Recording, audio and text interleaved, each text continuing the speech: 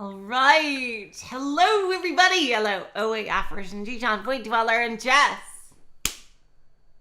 All right. Oh, my God. So glad you're here, G-John. Oh, my God. I love it. You can make it here. Of course, I love it when everybody can make it here. But G-John, I know. I've met G-John in real life as amazing. Like, what are the odds of that in that just happened to, like, we just happen to live in the same city, like fans of Umineko, and like, we became friends like that, and like, what are the actual odds? It's insane.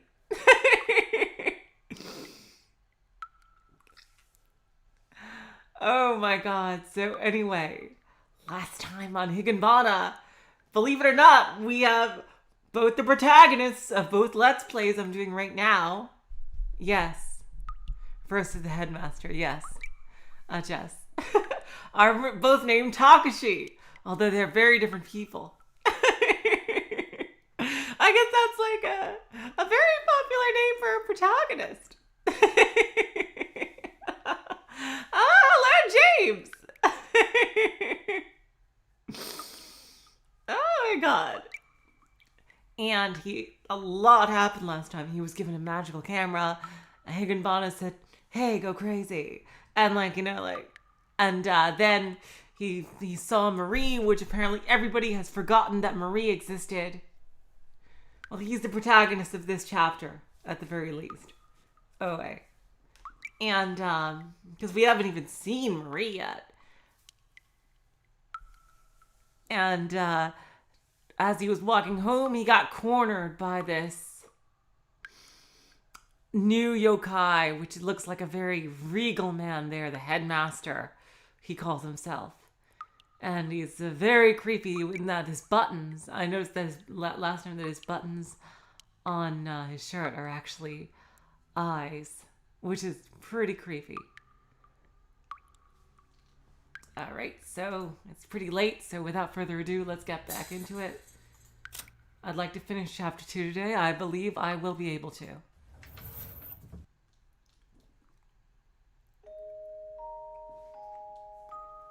So he thinks, Headmaster. Takeshi Nanamiya-kun chose truth.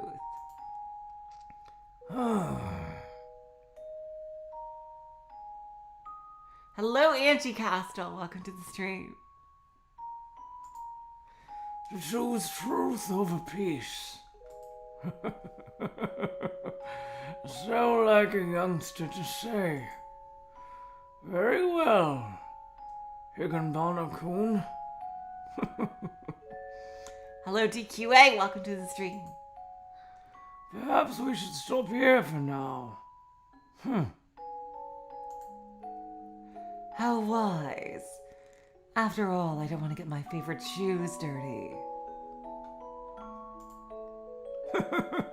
I agree. I don't want my favorite overcoat to be full of holes either, you see.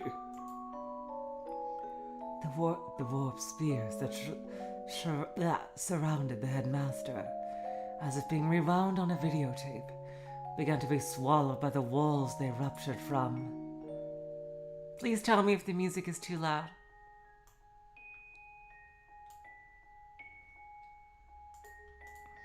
And returning to a bulge, they gradually became flat. As if nothing had happened at all, the rain-stained walls returned to their original smoothness. At the same time, the ground nearby that had been completely filled with a black pond, moving sloppily, began to return to the headmaster's feet. Hello, T. Welcome to the stream. I noticed that everything around was as it was before. Even the brightness of the sky. Oh, God damn it! It's Takeshi. That's the thing, like, I don't know who's narrating! It switches between an omniscient narrator and the characters like that, without any warning.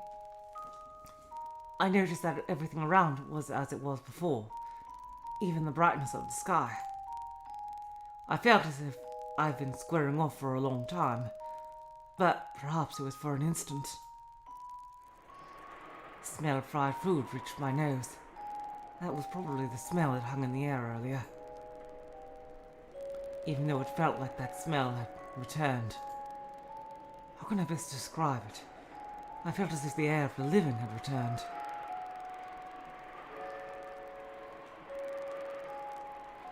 I do have headphones, but if I heard every single line of my own right after I said it, I would go insane. So I can't hear what I'm saying, but I can hear the music of the game just like you do.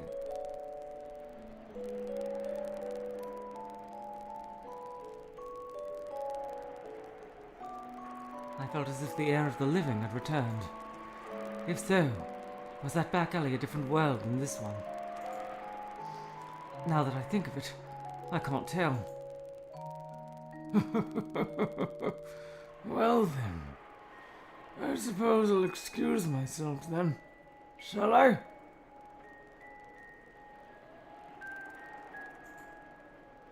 Takeshi no Namiya-kun.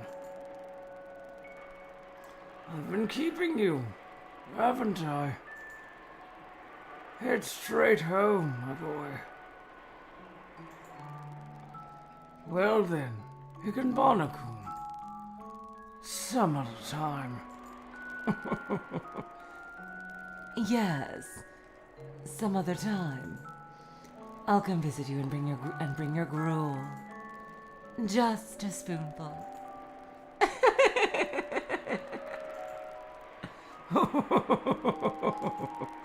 May I have two? You're right. You've earned the honor. I'll bring 2 helpings of gruel. Later then, take care of yourself. Indeed. The tall in the infirmary would say something on such and farewell, eh? Oh.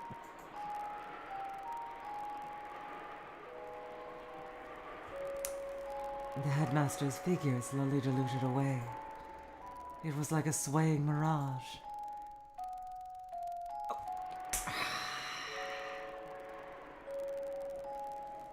God damn it.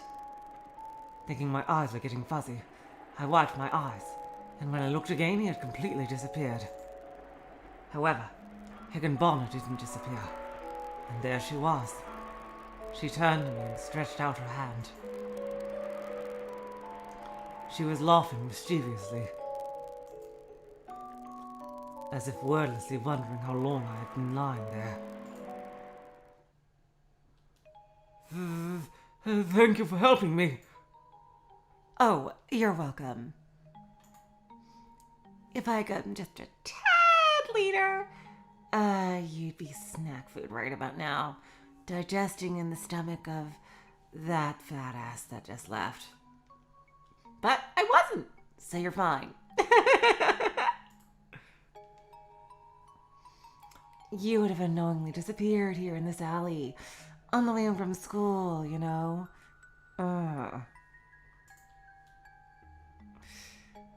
Not just your physical form. Yeah. So I didn't just save your life, I saved your soul. I guess that means you owe me a debt of gratitude. No, I'm just kidding, I'm not that petty. But from the class register and group pictures too. Yeah, capiche? Get the picture? Of course. Maybe even your teacups might disappear from your house.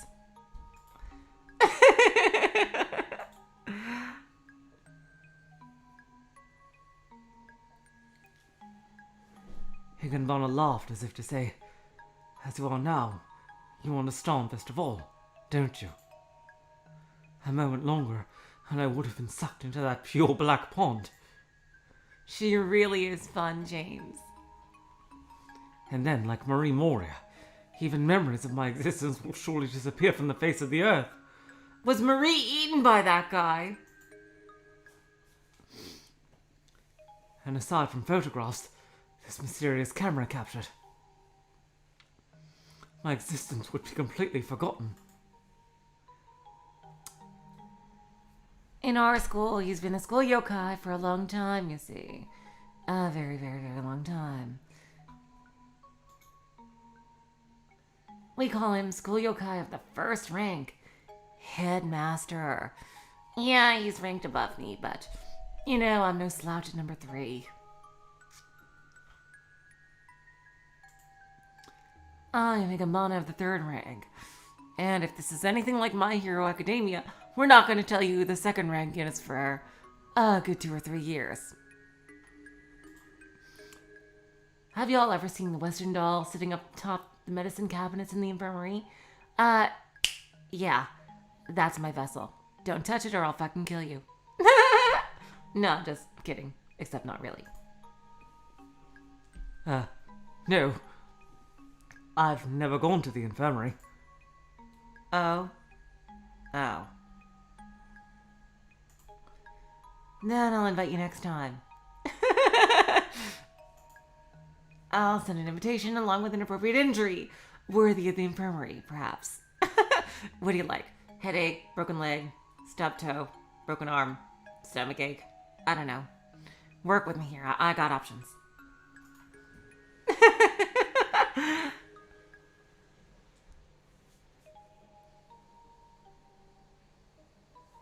Higanbana gave a mischievous smile, but I didn't feel like laughing.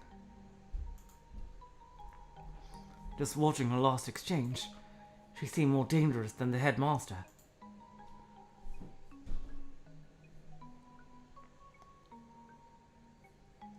What I saw was what seemed like the headmaster attacked her with everything he had and begrudgingly had to retreat. That terrifying creature was right in front of my eyes. If I had the impoliteness I had before, this time I would certainly be killed. Right, that's fine with me. Fear communicates respect. It's one of the fundamental rules of etiquette. So one doesn't get cursed. Don't worry though. It's just like you said, you see. If I intended to eat you, I wouldn't wait and I'd take you in a single bite. Oh, you're kind of not my type. Talking with you like this means that at least for now I have no intention of doing so. Yada yada ipso fatso. For now. Oh, there's no need to be so afraid, you see. Come on. Right now, the soul of Takeshi no Namiya-kun just doesn't look that tasty. I don't have the urge yet, you see. I gotta get in the mood. Now, Marie Moria, oh god, there's a fucking snack. Look at it now, all the fuss would ruin the flavor. I am a connoisseur, or a foodie as they call it now. Which means I can't relax at all, because now I clearly understand who's dominant on the food chain between us. Well, come with me. This alley is his barrier. If you're by yourself, no matter how far you'd walked, you only keep circling around and around and around and around and around the same alley, you see? Capiche? Why me? I was a yokai who treated humans like food, saving me.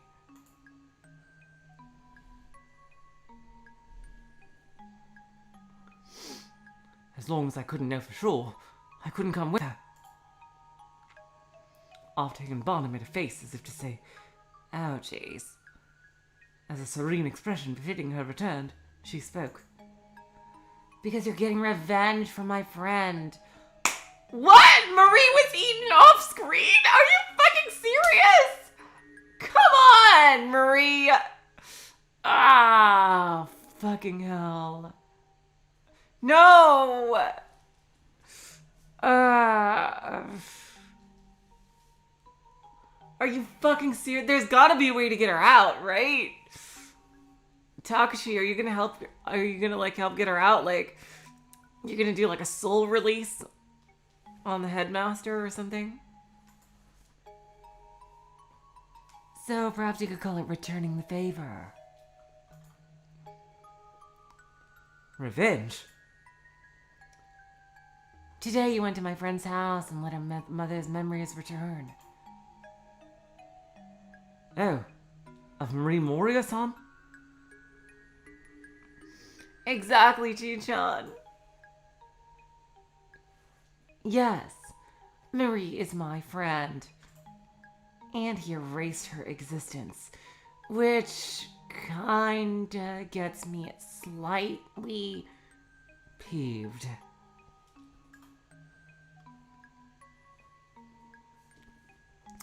That old man known as the headmaster. Having everyone forget about her isn't such a bad thing. Even if all the people in school forgot about her, then at least you'd want her family to remember, right?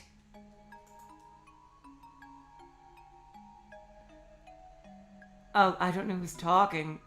Fuck. Who's talking?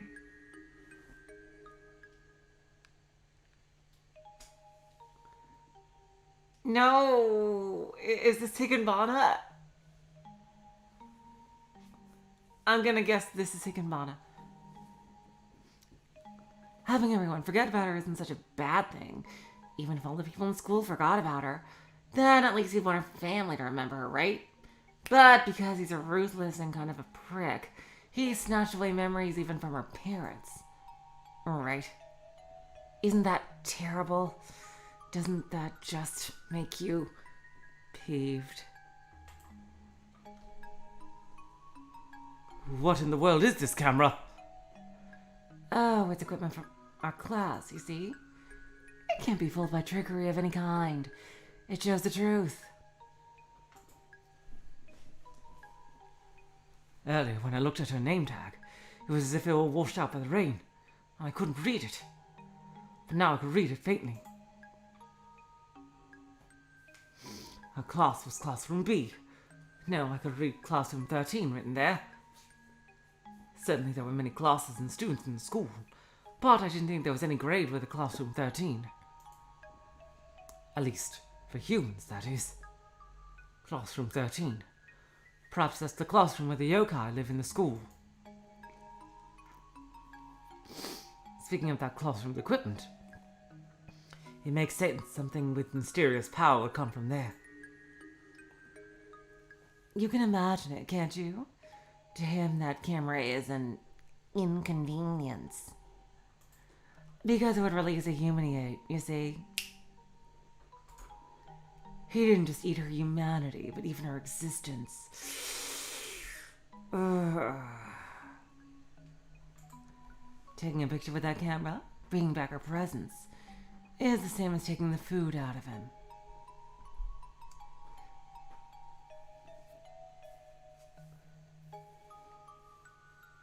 What do you say?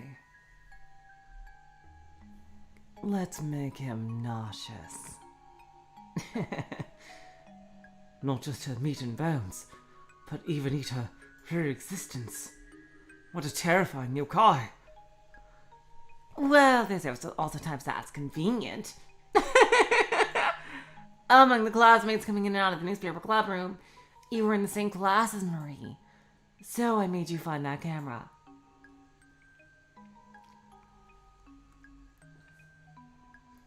Just as the headmaster said, that camera had been carefully sealed away, and he said it wasn't something humans could simply find.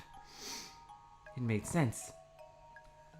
This Higanbana person wanted revenge for her friend, removed the seal on the mysterious camera, and allowed me to find it. Ding, ding, ding, ding, ding. Exactly right. I gave you that camera. Yes, it was me. Be grateful. Would she let me keep it, I wonder? And then, as if to confirm it, she giggled again. Oh, we're having fun.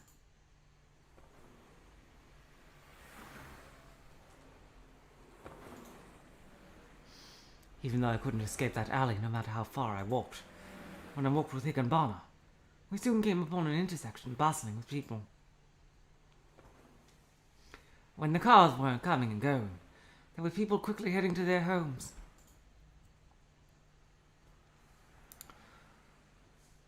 Surely this was the human world. Thank you.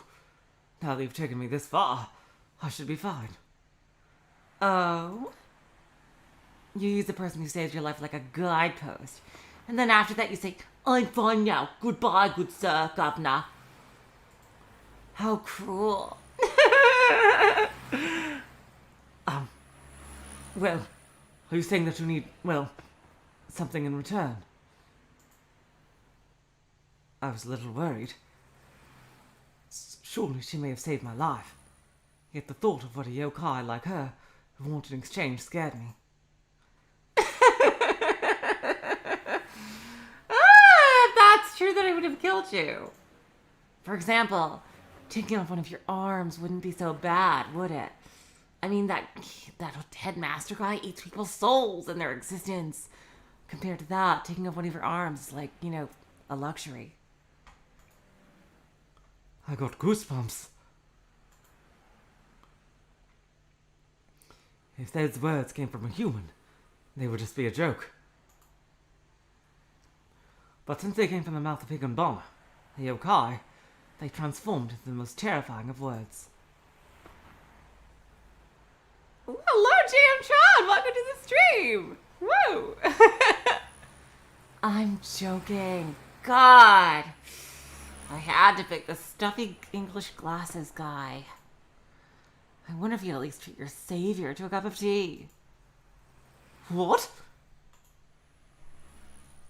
But, well, I don't really have any money. Oh my, you poor guy. Oh, then you'll just have to take me home and make me some. Oh my god! Damn!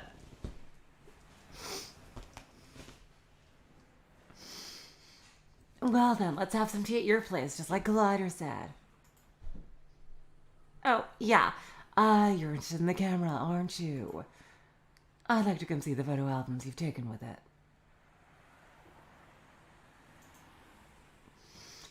That is what I want in return. My albums, you say? But they're truly worthless albums filled with worthless pictures from around the neighborhood.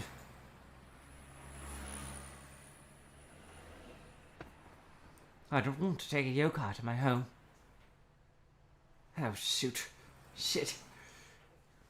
If I think like this, she'll just read my thoughts. But if I refuse, she'll probably really tear off one of my arms. When she said I was her friend, I didn't share the sentiment. Oh crap! Oh crap! But I was too scared to displease her. Oh crap! Compared to losing an arm, then I'm gonna see my albums with no big deal. Oh well. Oh my god, this is so fun. With that kind of attitude, I could totally learn to like you. Oh my god. Well, let's be off. It's been a long time since I've been outside the school. I'm really enjoying this. Now, good sir, would you take me to your afternoon tea? As if she knew where my house was. She started heading off on her own. But with the way she walked, looking like she was having fun, I couldn't help but think I had met a new, albeit somewhat overbearing, friend. Having something like a yokai for a friend, isn't that kind of cool? It's pretty badass. Hello, Antra. Welcome to the stream. And being scared of her and whatnot would be rude. After all, she saved me. Although my albums are nothing to brag about, I should at least let her see them. Perhaps she might even show me some ghost photos I didn't notice before. I strained to think positively as I folded off to Higanbana in my confused state.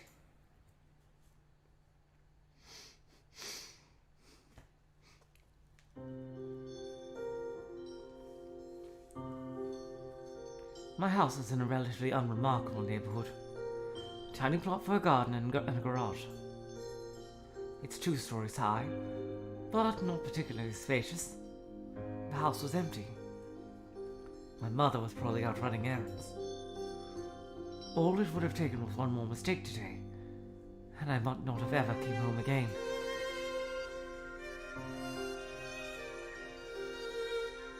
I just want to make sure, is the music too loud or is it okay?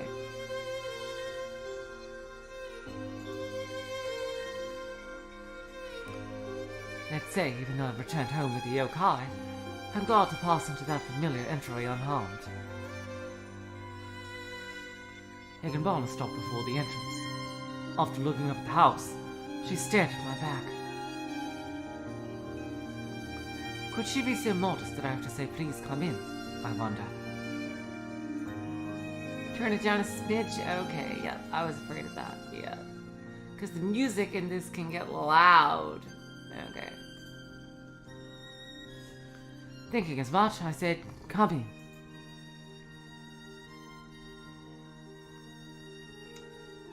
So that's what coming home feels like. I can feel a strange relief coming from you. Huh? But I think everyone would feel that way after coming home. I'm a school yokai. Since home is so nearby, that coming home emotion is something I don't really understand.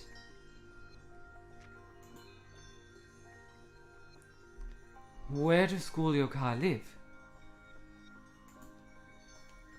Isn't it obvious? Our home is in the school. Although I suppose it's different than home in that sense, you could say. Home means somewhere safe and peaceful, right? For us, it's perhaps better to say it's just a house, not a home. Even though you're a school yokai, the school isn't safe. If I'm not always hunting, then I'm being hunted. That's probably fairly different than a peaceful household, wouldn't you say? In fact, the school is probably the same for the rest of you.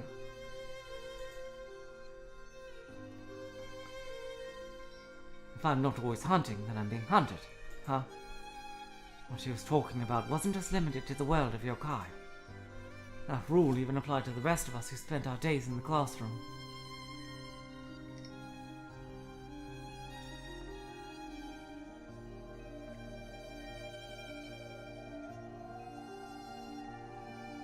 There wasn't a class or grade that didn't have bullying. Basically, no matter how much we try to hide it, it's an undeniable social phenomenon. If the sun rises, shadows must take shape. Where the sun hits, there is warmth. And where it doesn't, an unpleasant cold takes hold.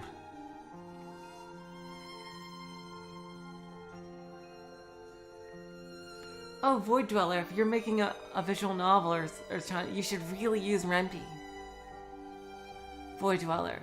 Really, just use Renpi. It's so much better of an engine. And Scripper is ancient, and I think Ryukishi only uses it because, like, for the same reason George R.R. Martin types on the same freaking 1990s computer, because, I don't know, they're just familiar with it.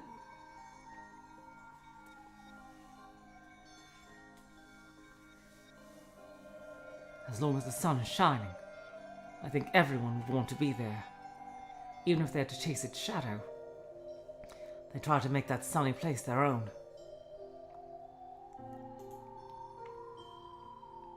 In other words, that game of musical chairs would play so much in nursery school.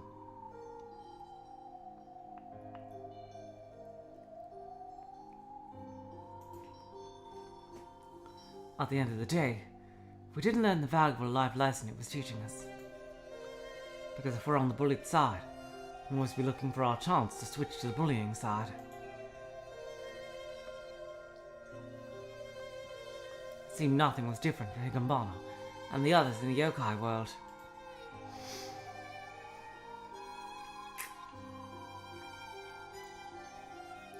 Yet as humans, if we return home to our families, we can at least relax and feel safe until the sun rises.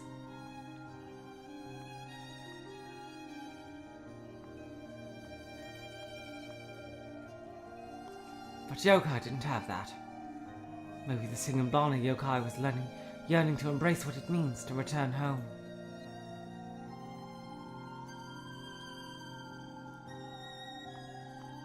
After all, didn't you want to come home with me?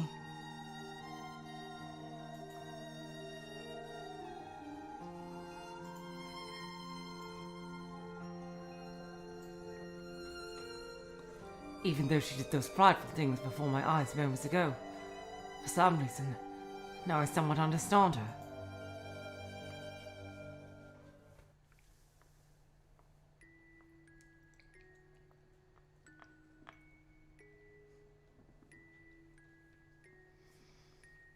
This was the first time I'd ever invited someone over for tea. All I could do was prepare 2 mugs and stir up some hot cocoa. I went up to my room upstairs holding the mugs. Higanbana was quietly sitting on a cushion on the floor, waiting patiently for my return.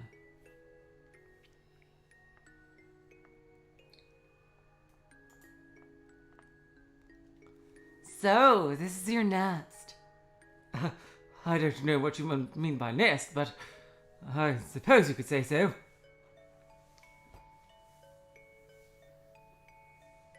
My God, this is just reminding me. I had just made one of the best coffees I've ever had in my life, and it's all thanks to these new sugar-free sweeteners that my SO got. Oh God, they are amazing.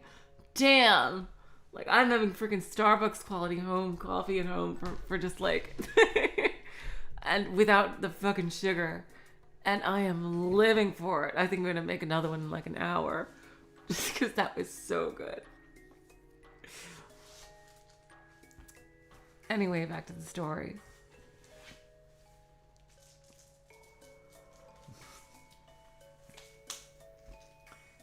As if she were fascinated, Higanbana looked here and there, taking in her surroundings. The overwhelming reality was that there was a beautiful girl who looked like a fenced doll in the middle of my room. Oh God. Oh God. There's a girl in my room. I wasn't prepared for this, and I didn't expect her to be a demon, but hell, I'll take it. I've seen enough anime to know where this could go. Don't waste your breath. Sorry, but you're not the actual protagonist. Whoops. Damn. And that uncomfortable feeling alone made me feel like my room was a different place. I want to look at your albums. Will you show them to me?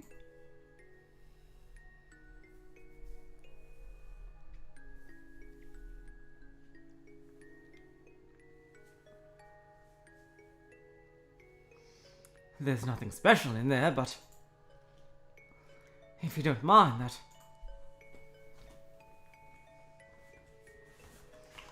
Oh, G-chan, are you talking about redaction?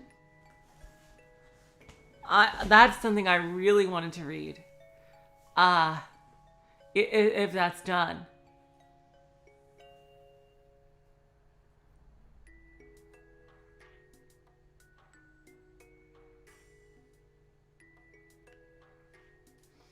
If that's done, then that's something that's going on my list. For sure. I carefully pulled out a few albums filled with pictures from the bookshelf and handed them to her. Emotionlessly, she began flipping through the pages seemingly without interest. Since her expression looked so indifferent, I was a bit scared I might have been boring her. It's nothing like that. Non-school scenery interests me, and my face is like this by nature.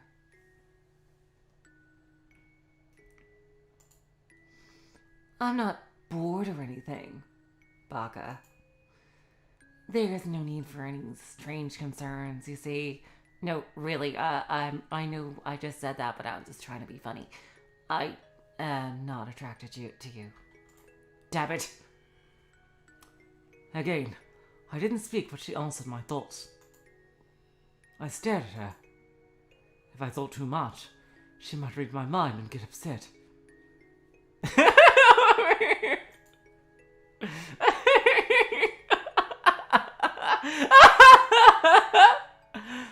my God, that's too funny. I love the implications of that line. It's hilarious. damn it. Oh god, I have to think of other things. Hey, look, here's my camera. So I took out the camera from my bag. If I at least pretend to do some maintenance, then I can kill some time.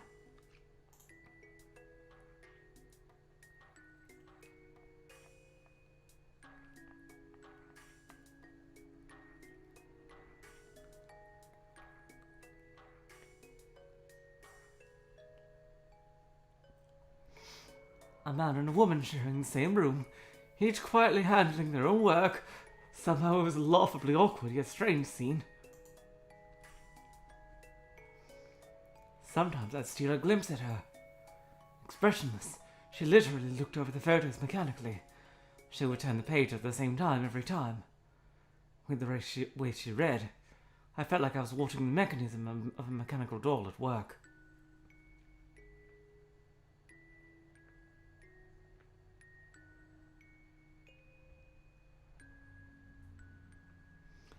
Oh, welcome, Next Generation Hero.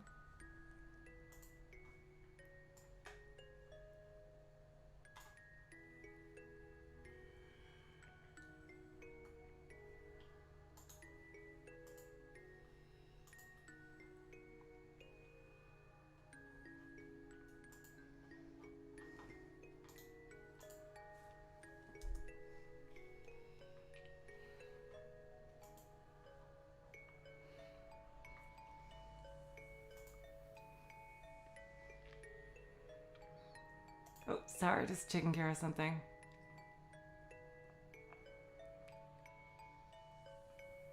There we go, okay.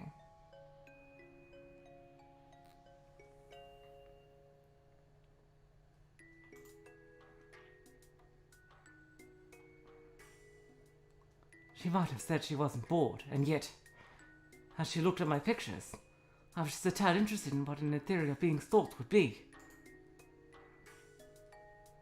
I thought, and as if in response, she spoke.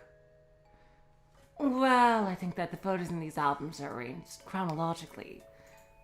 Because how your interests move with time, I find learning those things to be extremely interesting. Are you saying that by following what I photograph and when, you can read my emotions? That's about right. Looking at these, it seems you're cropping the subjects of your photos. But you're really cropping your hand out of the picture. Looking at these, I can tell you took photos of your thumb. It's quite amusing. Having my work looked at by someone else is a bit embarrassing. Oh, what made you interested in photography? Looking at your early albums, they seem somewhat aggressive and harsh.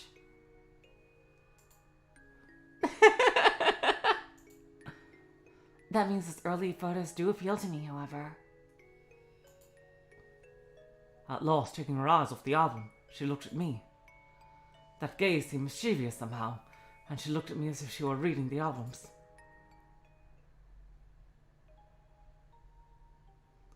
Well, you see, since you apparently weren't there for the prologue of this chapter, long ago, in a distant land, I was falsely accused. At the time, I saw the culprit. I saw the truth, and even though I told the truth, my teacher wouldn't believe me. And unfortunately, Miles Edgeworth wasn't in my class to stand up for me. Oh, then you thought, if only I had a picture of that truth, right? Of course, you still had a lot of resentment back then, so your first photos are cruel ones, no? They look so absolutely vicious. That's spelled wrong. It's vicious, not viscous, right? That's what she means to say.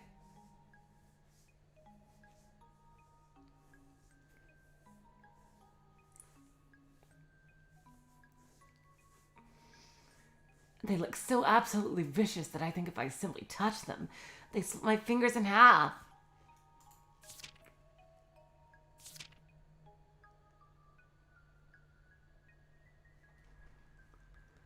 And she judged the photos cruel cruel. I couldn't possibly link that word to them. They all show completely ordinary, everyday images. Yeah, DQA and apparition are correct. Yeah. There's viscous and there's vicious, but not viscous. Oh no, Jishan. Oh, if you're feeling unwell, then please get a rest. Please get some rest, Jishan, if you're not feeling well.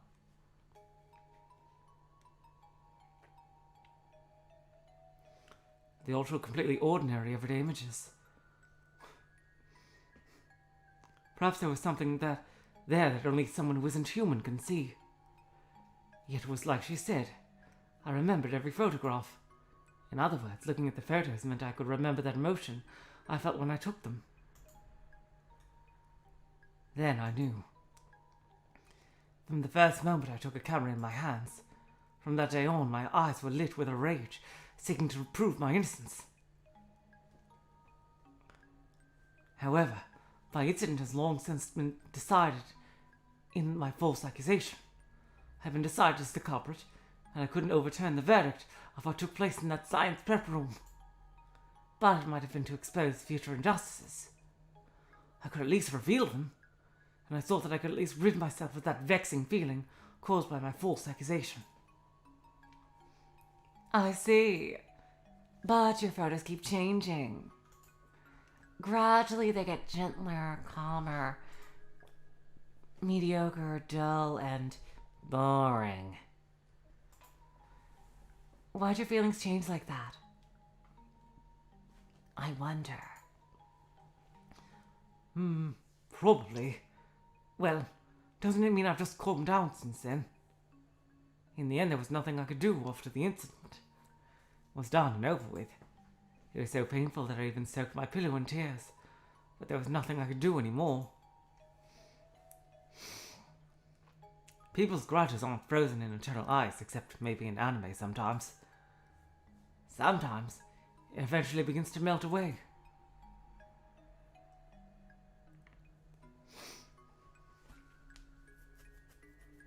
Eventually, I began to take more interesting things with my cameras. Ooh, how interesting. You use cameras to seal your cruel photographs away for all eternity, suggesting that eventually time dissolves the hatred away. Surely, you said something happened to you long ago too, Higanbana-san. Fading is also beautiful. It seems you're saying that now not letting things fade away with photographs is cruel. Yeah, that's right. Since you didn't leave it in the photos, you were able to resolve your self-resentment over time. With that in mind, by taking photographs, by capturing the cruel reality, you let those feelings remain for all eternity. What an interesting contradiction, don't you think? For some reason, I feel as if you're condemning me. I'm intentionally making a distinction between what's alright to forget and what must not be forgotten. Surely that incident gave me sorrow, and I haven't really forgotten it. But thinking I'd always remember it with resentment, I had no choice. Quickly forgetting it, changing my outlook, creating a positive lifestyle, I thought that was the much better route to take.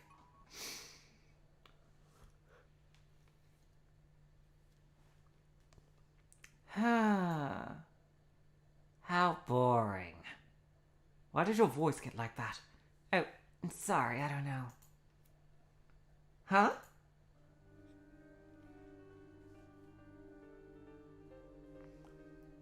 Higanbana shrugged with a smile. She clearly looked like she was making a mockery. But as for what she was mocking, I didn't understand.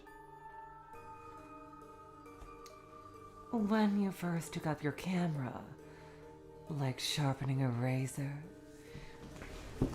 you were a boy who slashed everything he touched. That side of you greatly interests me. Surely she wasn't praising me. Well, after that incident, I think I started to get fed up with all sorts of things. I wonder, how did that resentment go away? As I keep saying, in time it resolved itself. Before I knew it, I didn't care anymore about it. Interesting. She's not asking him. She's asking for herself. She wants to get rid of a grudge. She wants to get rid of some lingering emotional resentment. And she's asking how it worked. How did he do it? Whether it's for herself or for someone else. When? How? Why did it no longer matter? Did you just forget?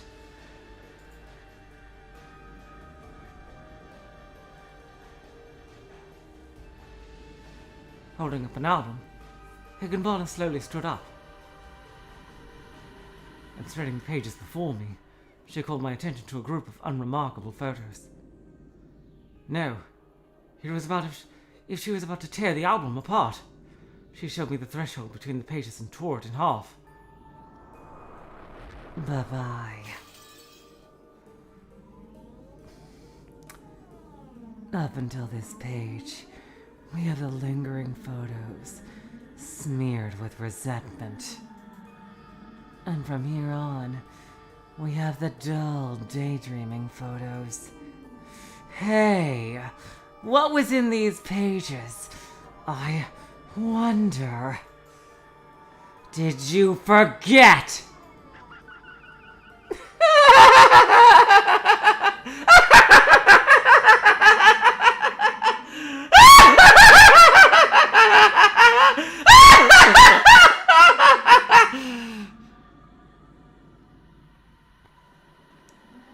I could feel the weight of Higanbana's laughter, piling upon layer.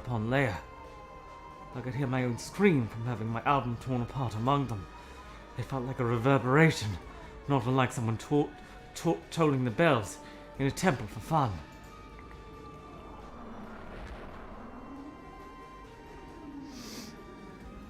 For some reason my body shook, and I felt like I was seeing the whole room from underwater as my vision blurred. Even within that blurred reality, her form unaltered. She stood with grace and spoke to me. No. Ridiculed me.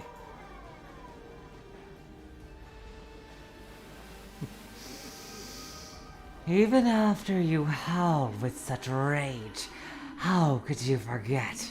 There is no way you could forget! So how did you forget?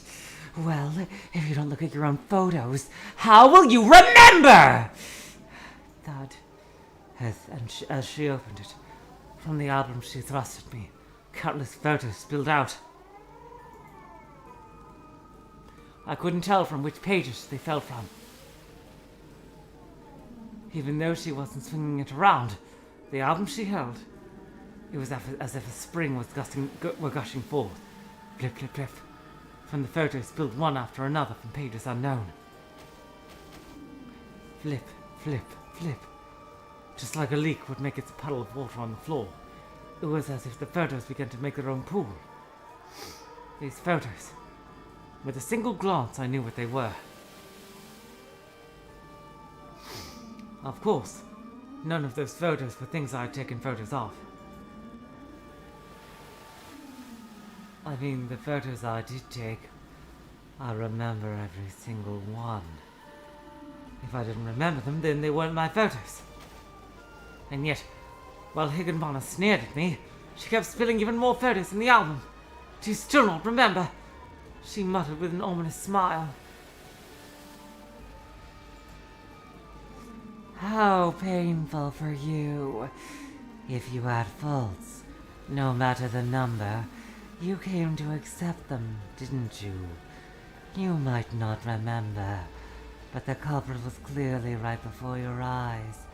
And yet, when you were framed, didn't it boil your guts in frustration? All the while, you were hatefully, painfully, and bitterly thinking that to release that rage by using your camera as a weapon, didn't you? And then, what did you do? Oh, what do you mean, what did I do? I didn't do anything!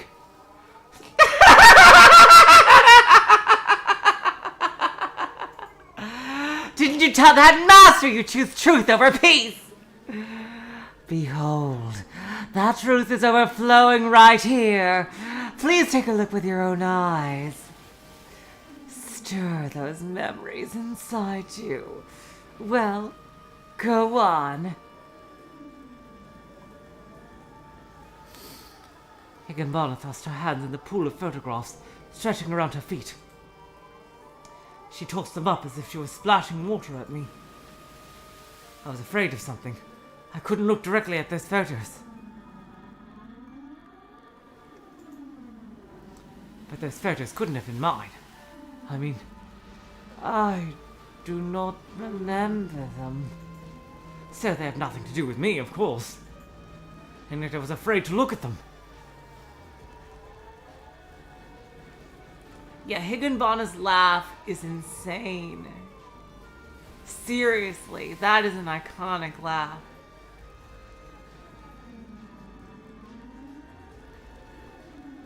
After all, no one remembered Marie Moria in that photo. Even though she existed, no one remembered her. But whenever anyone like me and Marie Moria's mother saw the photo, they remembered her. It brought back that which shouldn't exist. Regardless of already being in front of my eyes, I don't remember these photos, so they have nothing to do with me. I do not remember, so I've got nothing to do with them. Hate, pain, and bitterness. Do you remember now what you did? If you won't dispel your denial, how do you intend to rid yourself of that resentment? I wonder. That's right. You wanted revenge against the girl who framed you. Hey, in that science prep room, in front of your very eyes, do you remember that girl who knocked down that human dummy? He did. Oh my god, this is freaking Natsuki all over again. I remember being very bitter. The girls ran away, knocked the dummy's shoulder, and it fell over. And the girl's eyes on my net.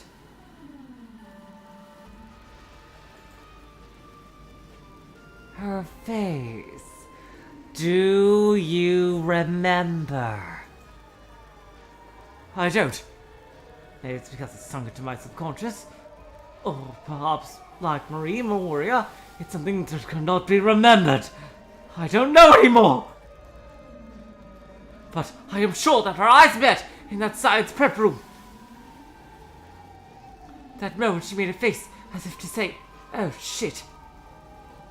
In other words, from the outset, she understood it was her fault.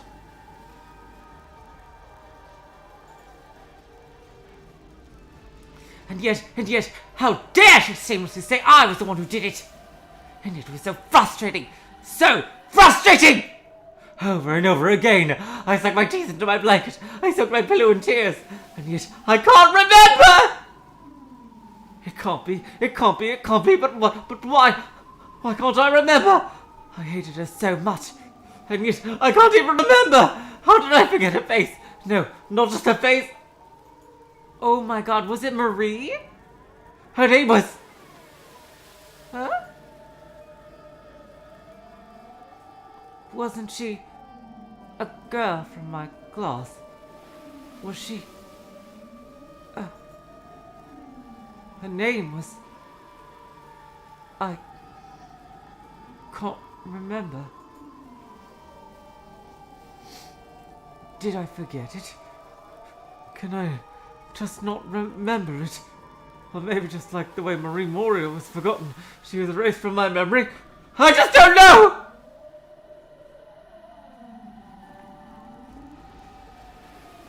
As I on my feet, the unknown photos surrounded me, mocking me. I mustn't look at those photos.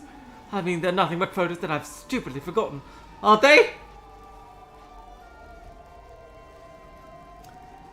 I'm sure she wants you to remember who she is too.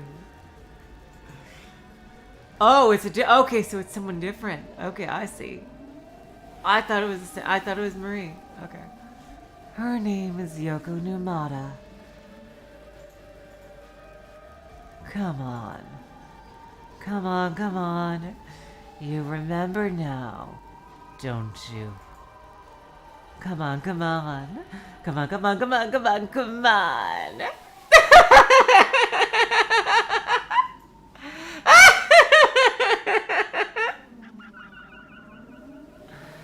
When I heard the name Yoko Numata, in the exact same way Marie Moria's mother had done so, I screamed!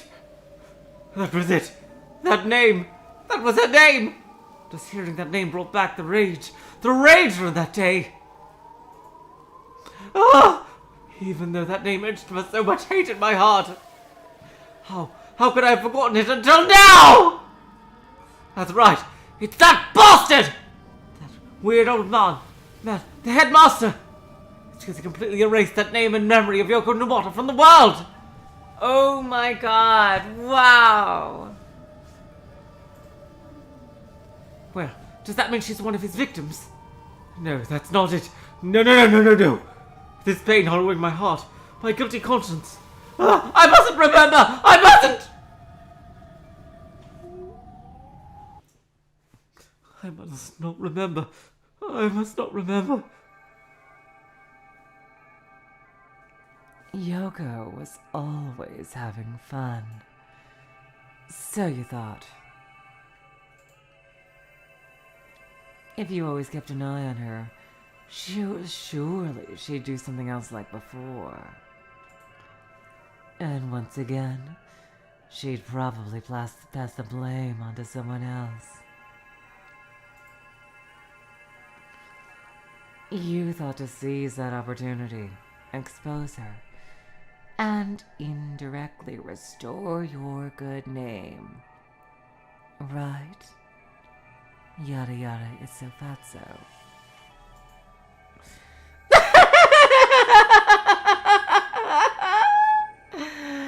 But even that was deceitful.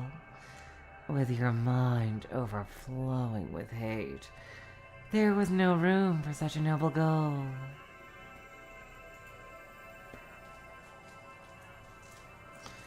What you wanted wasn't to clear your name. You only wanted revenge on her, to hurt her.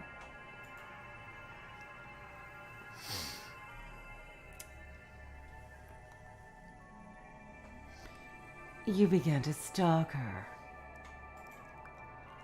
You thought if you monitored her closely enough, surely a similar incident would happen again.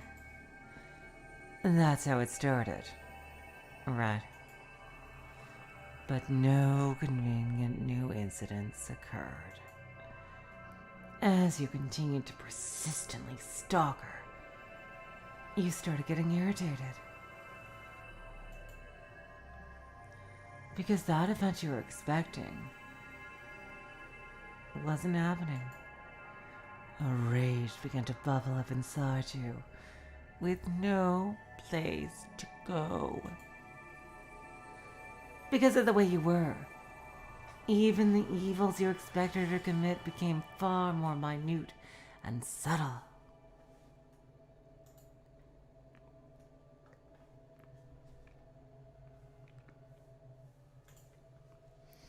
Because that incident seemed to eat up your time, even simple mistakes in her day began to expand like the foot of a mountain as the targets of your photographs.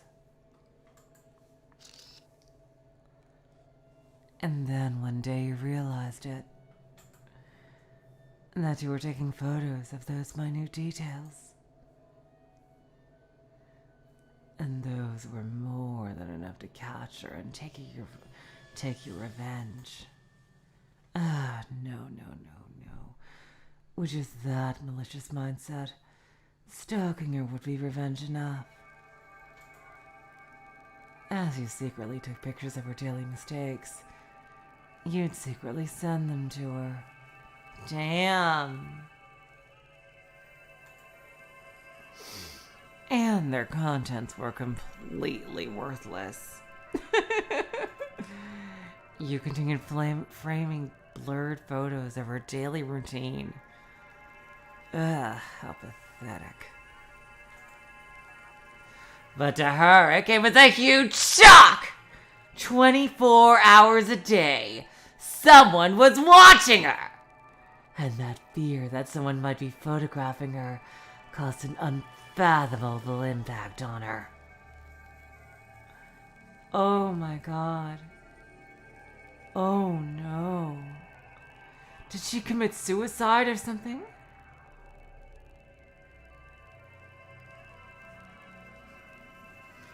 Around that time, by chance, she had some trouble with her close group of friends and grew estranged. By chance, she also had a lot of enemies, you see.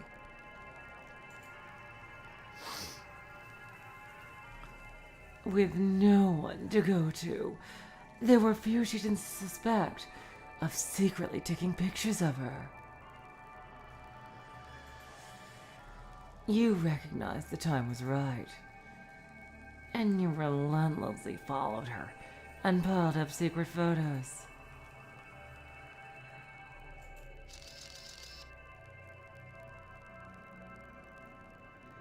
You made humorous dramatizations of her photos, pretending it was news or a scoop to get the class to look at them.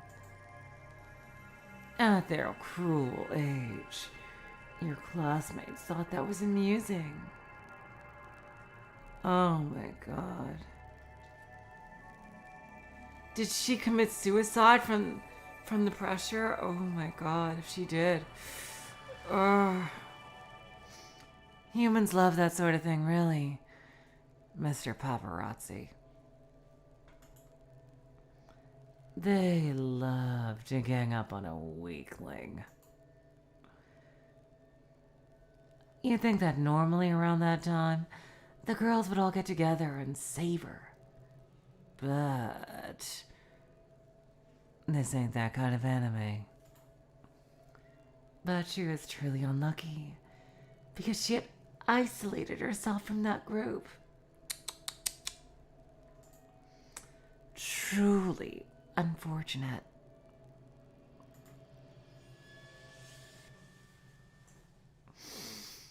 Not having a friend in that school was crueler than being cast into a desert without water to drink. Nah, it might be like being cast into a sea of sharks with a life raft.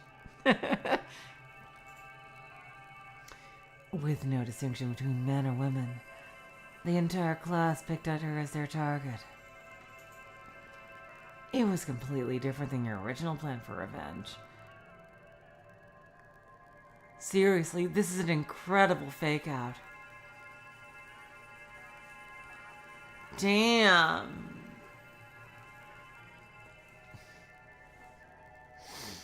And it had greatly exceeded your expectations in its success. I wonder how nobody noticed him doing this. Since you followed after her holding your camera, some of your classmates would have known you were the culprit. I see. Interesting. She brings that up exactly as I said it. But because they were enjoying it, they protected you. Ironically, even the girls who agreed with her story when you were framed confessed that you were not the culprit. What a wonderful feeling it must have been. You were cleared of your vexing false accusations, and on top of that, you also had your revenge. Hooray for our hero. No, I don't think that's quite right. On top of that, you also continued your revenge. Makes more sense, I think. Because if you were to clear your name, the goal was clear, and it had to end. But that revenge had no clear goal, nor end. You continued to chase her for your amusement. Since you had no end in sight, the result was inevitable. In the end, with no one to turn to, she took everything you had done and wanted to end her life.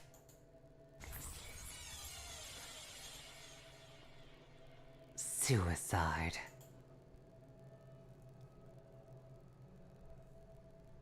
Oh my god. This is mind-blowing. Holy shit.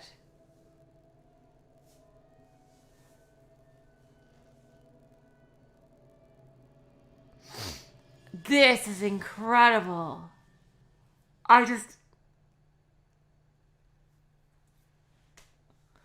What a twist! This is a freaking old school M. Night Shyamalan worthy twist. Holy shit, damn. Her suicide had one message she wanted to send in revenge to that culprit who drove her to it. Unpleasant. No. Your bullying target went and killed herself. Truly unpleasant. No! And here you had been so fortunate. Saying you want to die means that your soul has been ruined. Right? Among our class, there are school yokai who find that a delicacy. You see. He enticed her, drove her to kill herself, and with a slurp he ate her up. And not in the good way. Yokai eating people and the like. Unbelievable, isn't it? It should be. After all, when people suddenly go missing like that, it would be a big deal.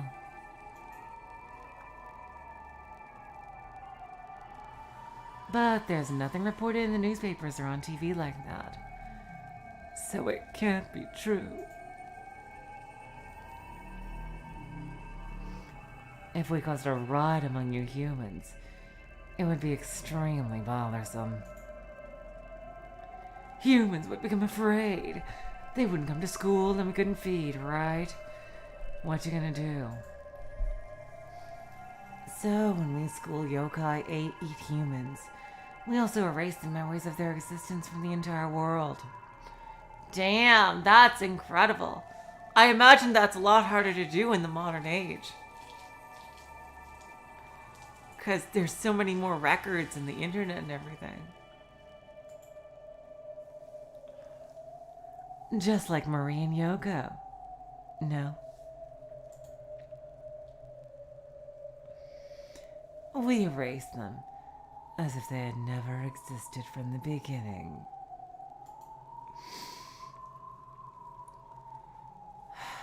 No, not just any old yokai could do this.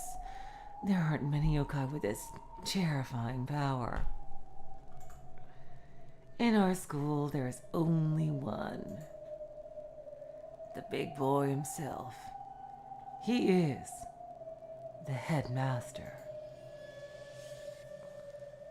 When the time comes for us to harvest a human soul, we give some of that soul to the headmaster, who wipes the pitiful sacrifice's memory of existence from the world. Since he's a bit of a senile old fool, because of this power, he's remained established as the first rank among the school yokai order. If he didn't have that power, I would have joined him limb from limb and taken a seat myself. I wonder why number 2 has that, has the seat that they have then.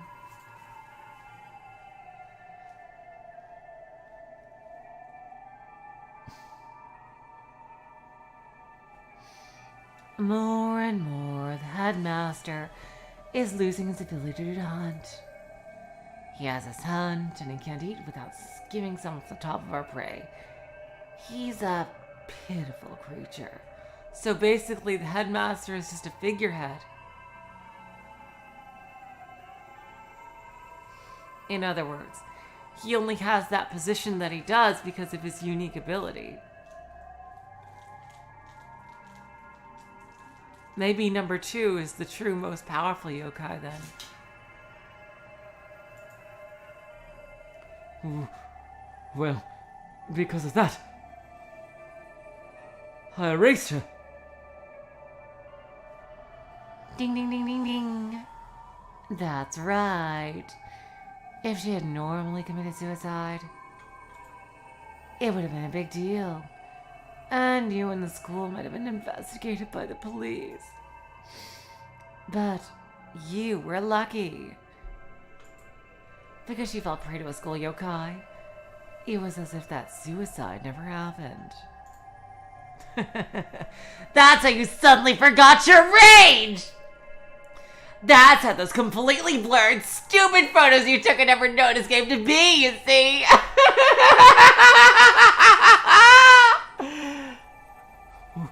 Why?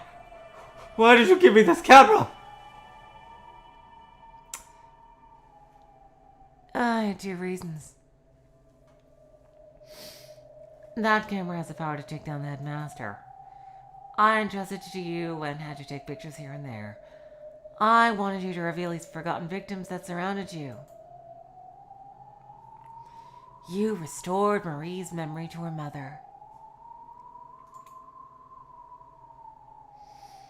And in her confusion, her soul seemed like it would suit my tastes. Damn, holy shit. I wonder if she perhaps somehow flipped over the veranda and died of an accident somehow. Oh my god, wouldn't that be a tragedy?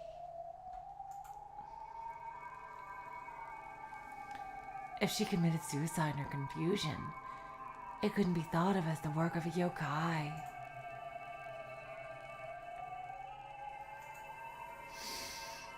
There is no need to give any to the headmaster.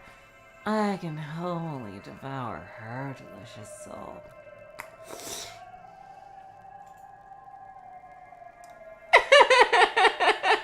The truth was, I wanted to take many more photos here and there around the classes, you see? I really wanted you to just know how many in your age group have become forgotten sacrifices.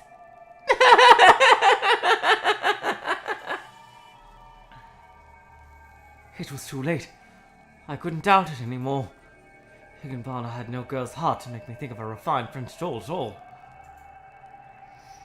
She pretended to be that, but she was cruel and merciless. Her laughter felt like the cruel innocence of a child, enjoying itself after picking up a bug and plucking off its legs one by one. The other goal I wanted was to give my friend a chance. You see? Friend? Chance?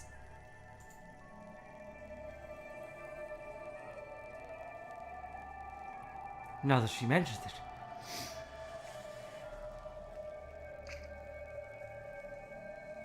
Didn't Higanbana say Marie Moria was her friend? Doesn't that mean that indirectly she will resent me for driving her mother to her death? Oh, not Marie. Yoko. What?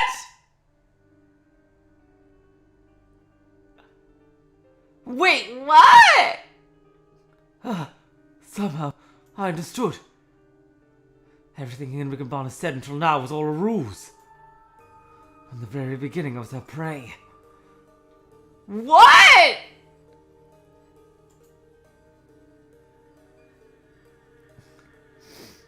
She has violently stirred up my sin, that I went too far in my own revenge, and drove Yoko to suicide.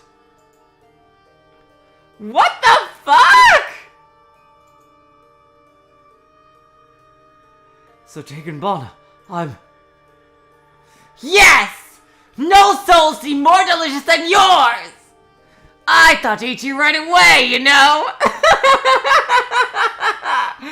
But just before that, the headmaster erased the memory of Yoko and erased your consciousness of your sin from within. It was as if your ripe soul was left out too long and turned into stale fruit. The fact I was just a step away from devouring you and forced to wait vexed me for ages! What the actual fuck? I wanted to add something to your soul for flavor. I've waited so long to have a chance to eat you again like this. You see? Understand?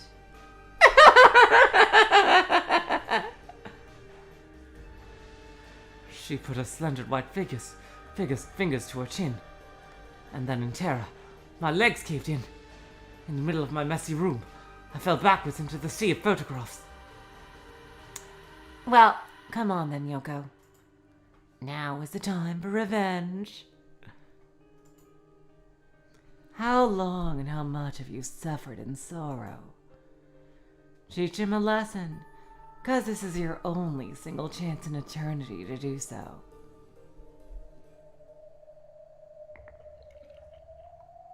Oh my god. Holy shit! There's a shadow behind Higanbana. A mushy, warped silhouette.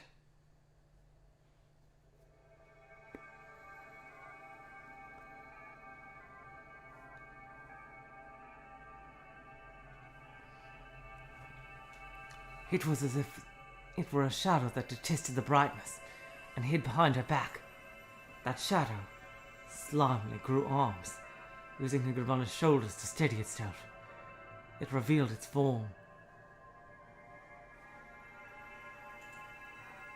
Ah, I remember. That's right. Yoko Numata looked like this. I wonder, what in the world kind of body she must have met her end with? The clothes that clung to her were just like the ones I've seen countless times at school before.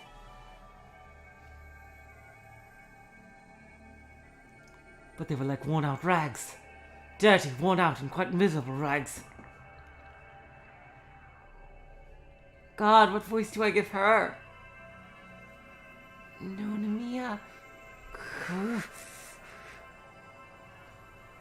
Numata! Pure white like candle wax.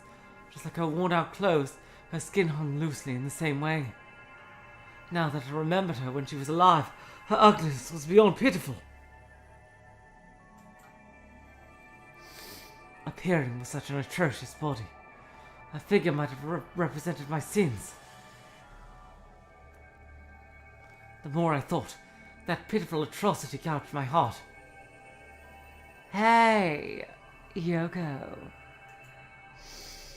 You said you wanted to cross into death in exchange for your life. You said you wanted to have revenge on the ringleader. Despite the ruthlessness of that yokai who invited you to die, this dancing Higanbana is deeply compassionate. I've expressly brought you back and given you your chance. So how about some gratitude for this kindness, capiche?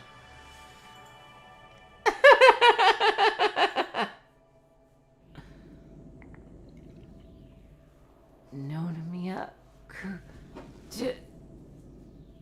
Two.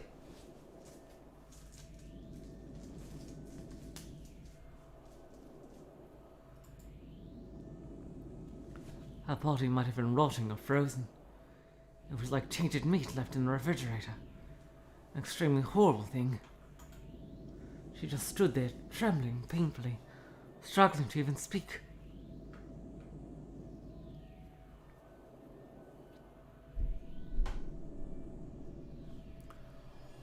But what she was trying to say, those quivering eyes said it all. Miyako.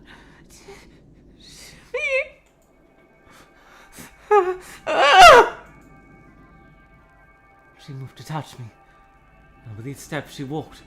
At the same time, I retreated backward onto the ground.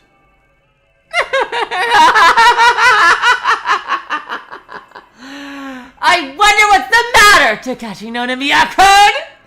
It's not entirely your fault, is it? If Yoko hadn't cowardly worked to frame you, none of this would have happened in the first place.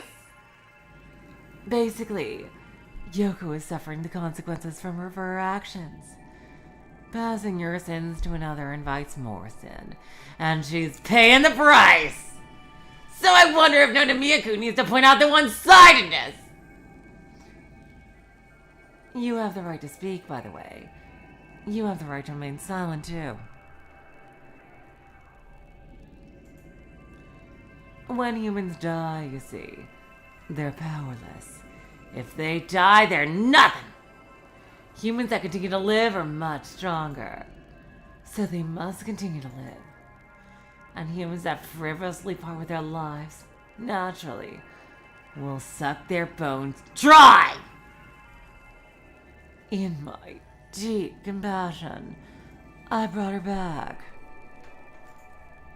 Yoko in a powerless deceased state, and in her distress, she frivolously gave up her right to fight to the bitter end when she threw her life away. I've given her that chance of revenge. So now she can reveal herself once again before the still living Takeshi no Namiya-kun. Hey, Yoko. How about you tell him? What kind of hell souls can crawl around in after they've been sucked dry? You don't want to go back, do you, sweetie? Then how about fulfilling that revenge? After you take his soul, I'll let you have a bit of it. After that, you'll never return to that hell again. As my servant, I'll treat you and feed you fairly. Sounds good, don't it? If you think about it, it's much better than returning to that cold, freezing hell, isn't it? What's it called? Casitis? Something to the close. Cocytos, whatever.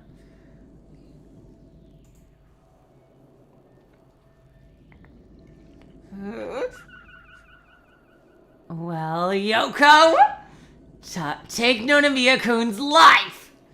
And Nonomiya-kun, if you want to live a long life, send Yoko back to the hell she came from. At a glance, Yoko's body might have seemed unpleasant, but hers was a form that shouldn't have been able to come back to life. Strangling your opponent to death isn't as hard as Oh, God damn it! At a glance, Yoko's body might have seemed unpleasant, but hers was a form that shouldn't have been able to come back to life. Strangling your opponent to death isn't as hard as Nonomiya-kun thinks it is. At any rate, with the same bitterness you had, she chose a simple suicide. Damn, I think this is Higanbana, actually. At any rate, with the same bitterness you had, she chose a simple suicide. You showed me your power of continuing to live through revenge. For those who choose death, there is no dignity, no second chances, nothing! Nada! The ones that survive are the right ones. Well, how about you take Yoko's neck in your hands, twist it like a stuck lid on a jar of jam, and then that'll be the end of Yoko. She'll plunge back to hell again. If you don't want that, Yoko, then before that happens, snap Nonomiya-kun's neck. Yada yada. If so, fatso. Because as you are now, I've granted you the power to do at least that much. Higanbana stirred us up like so, and in her elegance, no. This time I knew. She was bursting with giggles of laughter, from which there were no greater evil. It was like Numata-san and I both understood Higanbana's laughter at the same time, and slowly we inched towards one another. As Higanbana said, for Numata-san to return to hell must be a horribly cruel thing. Her body, that pitiful state. It gave a graphic detail of the terrors of that hell.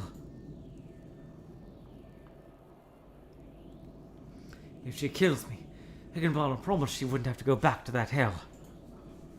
Even so, the fact that I was the ringleader who drove her to suicide probably made her want to kill me 10 billion times over. It was the same for me, however.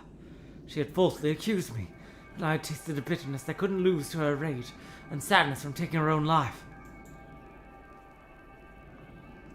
No, how can I say we felt the same pain? I just got yelled at by a teacher.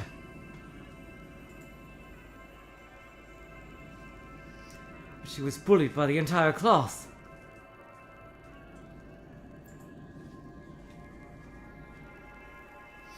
Her plan was completely different.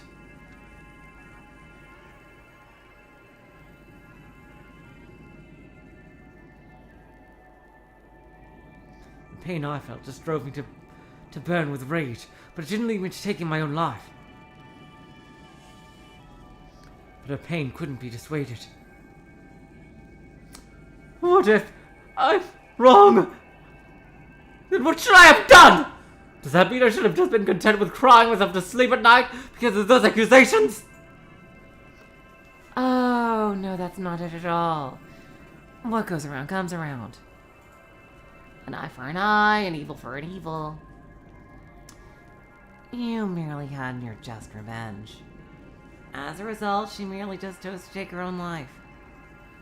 Allowing their own deaths is the most terribly wretched way humans can choose to admit defeat. So there's nowhere to feel sorry, no real need to feel sorry for her.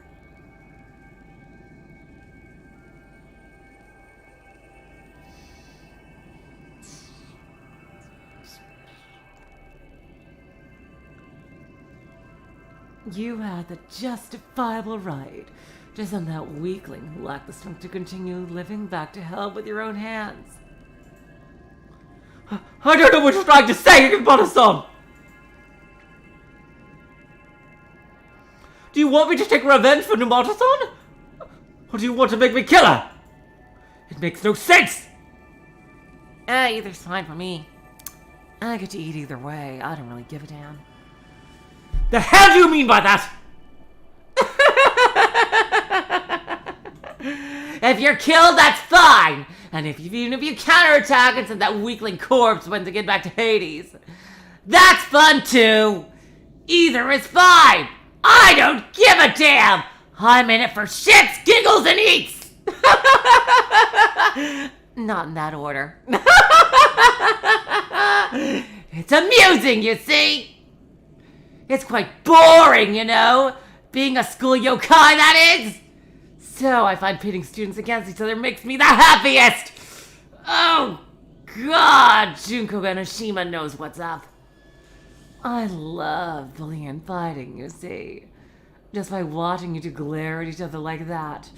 It's so exciting. So exciting! I get goosebumps all over! Do you know what that feels like? I wonder!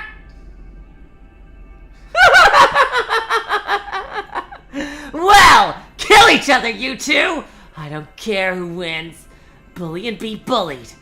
Oh, what a pleasant school life!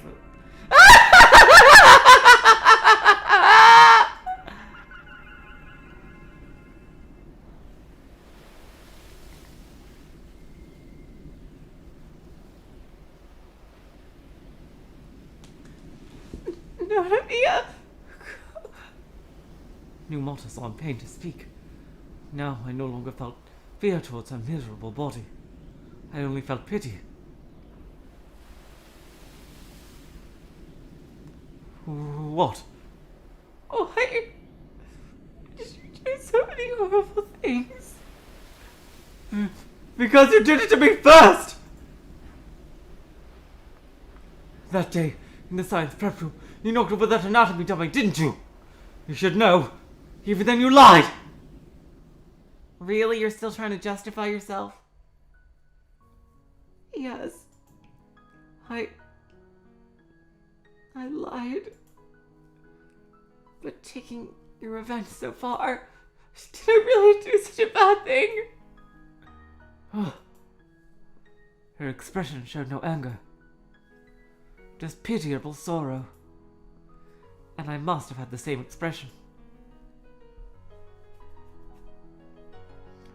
It was like she was saying, I really had my share of pain. But it wasn't enough that I wanted to kill her. I wanted her to kill herself. I would have been satisfied with just getting even.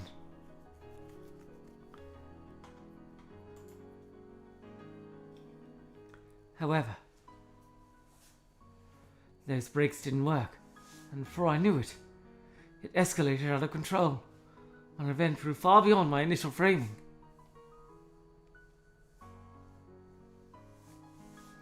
Perhaps if I had made it a just revenge, even if I had been allowed to just the right amount of revenge, what I did went beyond that. There was no excuse for it, no words to escape my sin. Perhaps I was wrong. I certainly hated you. You're probably aware that I hated you. But even so, I didn't intend to kill you. I didn't intend to have my revenge until you died or anything like that. After I thought it was enough, I would have stopped then. That's all, but you didn't. Oh God.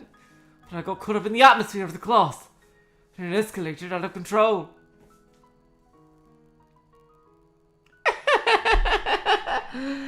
That's right. There's even a limit to how much you can persistently stalk someone around after taking revenge for being falsely accused, apparently.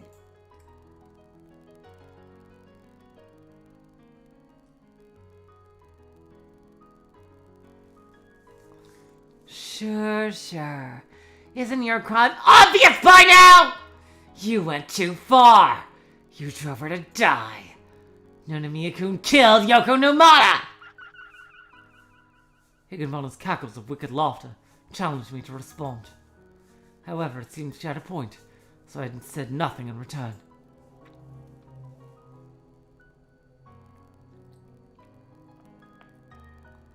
Then, Numata-san faced Higanbana and spoke.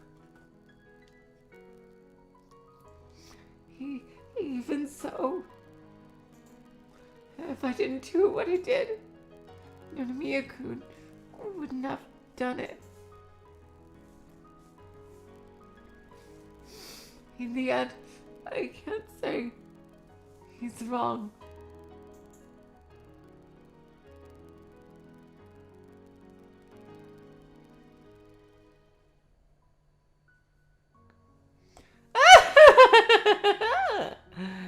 Then in the end, do you think you're paying for your own mistakes?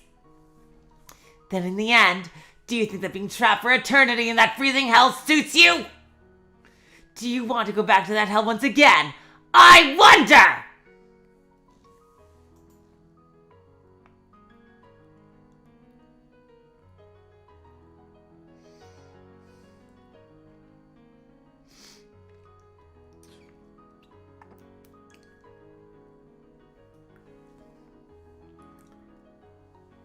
Numata-san shivered as she wrapped herself with both her arms.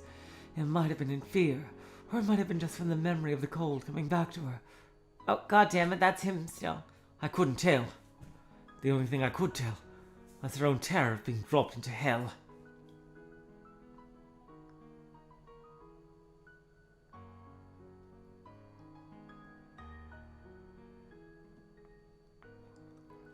We both know we each equally have our sins.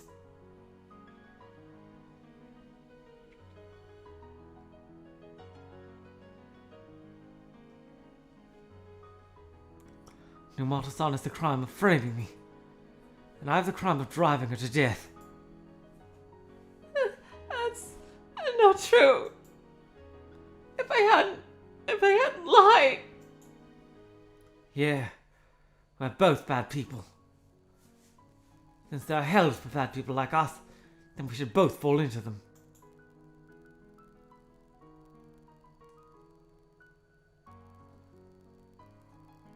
But you've frozen in that hell long enough! So this time it's my turn to fall. Oh my god, wow. Wow! I love this. It's not like the last time. It really looks like he wants to make up for what he did.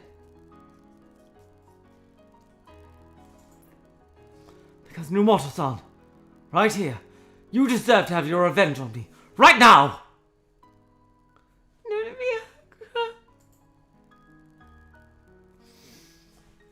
You're probably at a distance closer than the best of friends.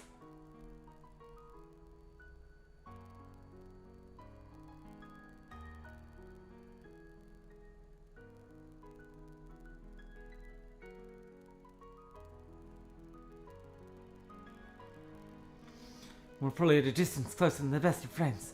We were close enough so we could embrace one another. Or we could each strangle one another. Oh my god. Higanbana was egging us on to strangle each other. But we did not. It must have terribly bored her. So Higanbana made fools of us and ridiculed us.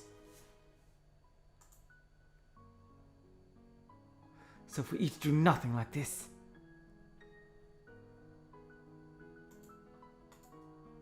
Numato-san's time on this earth will run out, and then she'll plummet back to burn in hell. I realized the signs that her body's power was beginning to dissipate.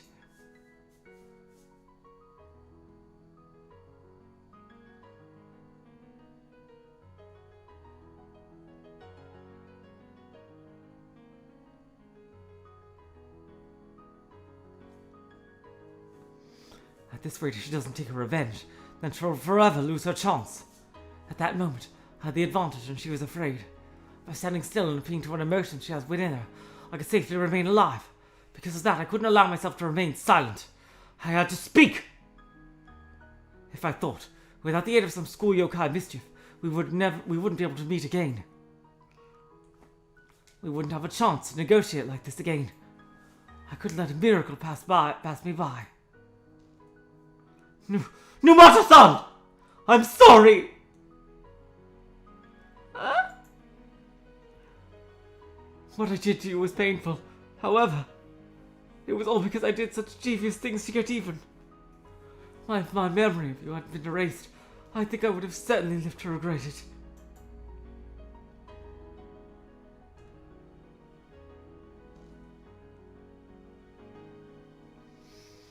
But my memory was erased, and so until today I've lived a peaceful life. Being able to remember. I want to thank you for this opportunity! Wow, oh my god. How often do you see this? Someone owning up to their mistakes and willing to pay for it. This kind of thing never happens. So I'll say it again! Numato-san, I am truly sorry! Nonamiya, you too.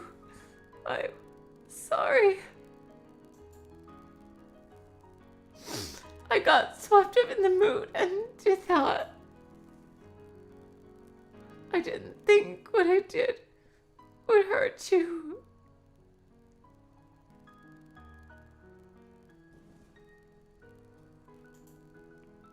I'm sorry. I'm the one who's wrong! I'm sorry. Truly sorry. I killed you! So you have the right to kill me! So kill me! There's no need for you to go to hell alone! Nonamiya, you didn't kill anyone, you see. After all, I died because my heart wasn't strong enough. Before dying, there was probably a lot of alternatives. Yes, Jess, that's what I'm thinking. This is very pacifist route here. such as turning to someone for help.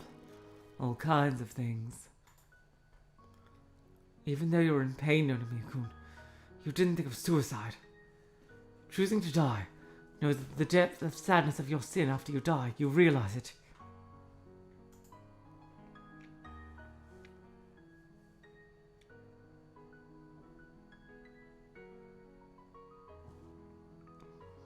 Even so, I'm responsible for driving you to suicide! It's my fault! As if she were about to vomit, thinking we were putting on a farce, Higanbana clicked her tongue. You guys, what did I say earlier? Nonamiya-kun, Yoko, why won't you curse each other? Bully and be bullied! Either do or don't, bully or be bullied. Those are the laws of school, aren't they? Damn, this is a lot like Fata Morgana here. So why are you apologizing to each other? I came to see some carnage! Sure, it's kind of funny, but it's boring! Higanbana-san, I am satisfied. I will return to hell like this. Numata-san, are you really alright with that, Yoko? After returning to this world, and once again coming to remember the warmth of sunlight, why are you saying that you want to go back to that hell, I wonder? Please stop pretending. Look, it's almost time. If you quickly strangle Nonamiya-kun's neck, I'll prevent you from lapsing back into that hell. I'm fine with this. I framed him. Nonamiya-kun took his revenge.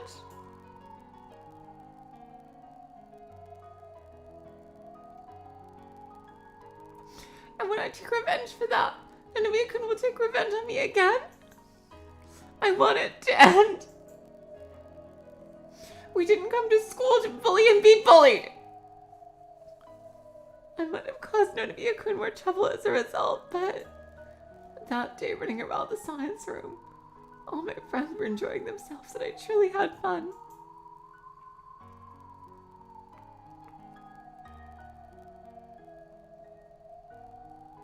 Studying, playing, and making friends. That's why we came to school! It wasn't to deceive each other or hurt each other. Hurting and hurting back. If it makes a chain like that, then please let it end with me.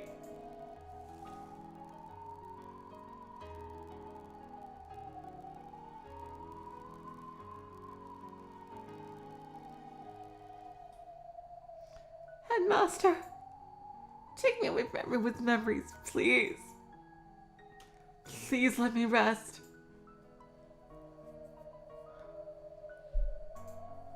Too bad, Higanbana-kun. It seems that revenge isn't the honey needed to stir the dead from their sleep. Oh, Headmaster. When did you arrive?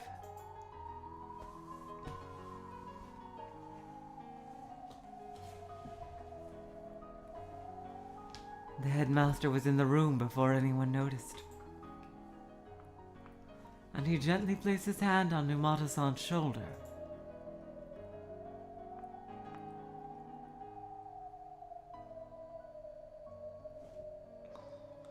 You will return to hell, and you will be forgotten by everyone. In exchange, I'll put everything to rest, as you forget even the chill of your shivers. Yes. Oh, come, that's a pretty raw deal. Please. If everyone forgets and rests easy, the chain of hate will end.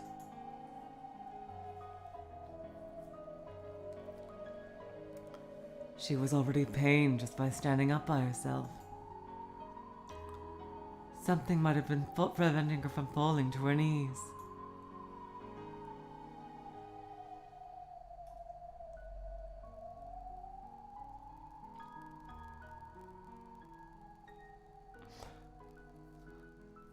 I realized that while she stood, at the same time she was losing her power to remain in this world. Numata-san, please forgive me. If you will forgive me. I forgive you! For what you did that day, I forgive you. So please, somehow, please forgive me. Yes. Thank you. Now, without any regrets, I could say goodbye. Oh, this is so unfair. She should not go to hell. Thank you, Higanbana-san. Thank you. Why are you thanking me?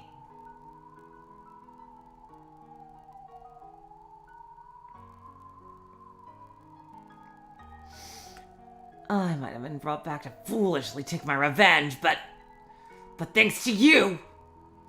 Oh, god damn it. That wrong. I hate it when this happens. I got this right wrong. Fuck. I might have been brought back to foolishly take my revenge, but thanks to you, I was able to apologize to Nonomiya-kun. And I was also able to apologize to Numata-san! What is that? How boring! Burn Castle. How dull, how stupid! This was the first time I had seen Higanbana so upset, and she was even thrashing her elegant hair around in anger.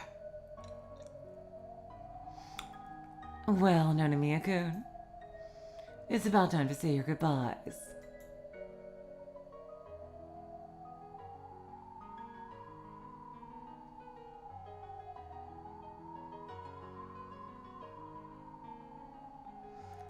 The headmaster gently informed her that her time was at an end. Those words were truly spoken in compassion.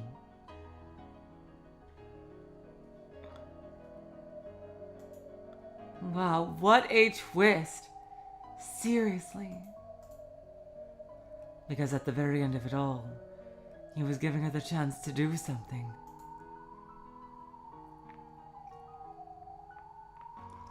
With that last chance, Numata-san spent it stretching out her right hand to me. God damn it!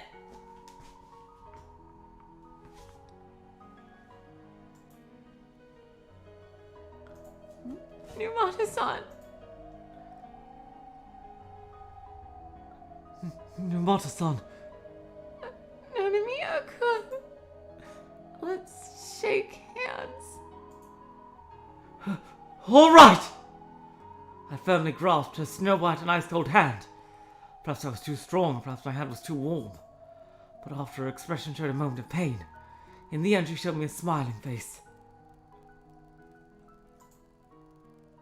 Why? Why did I have to go and tell such a lie? I wonder. I was a fool. Maybe I wanted to see what you would do.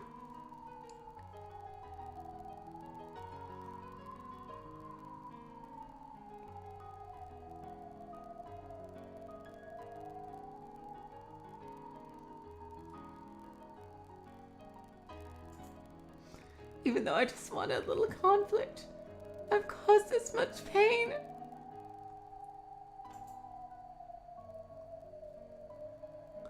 I was truly a fool. Damn, and she even gets the Umineko sound effect. I'm sorry.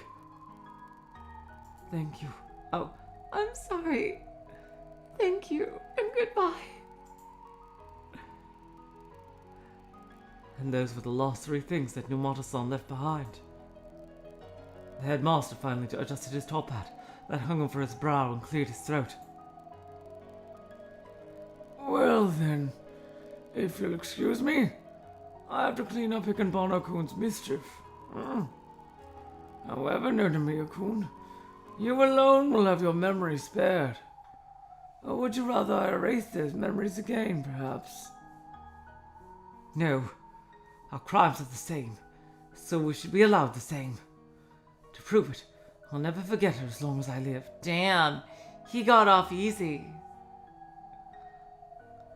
I'll make sure the same mistakes aren't made again. Very well. And I'll excuse myself. My god, damn. Higanbana's gonna be really pissed at him, though. The headmaster also disintegrated into the air with a hiss.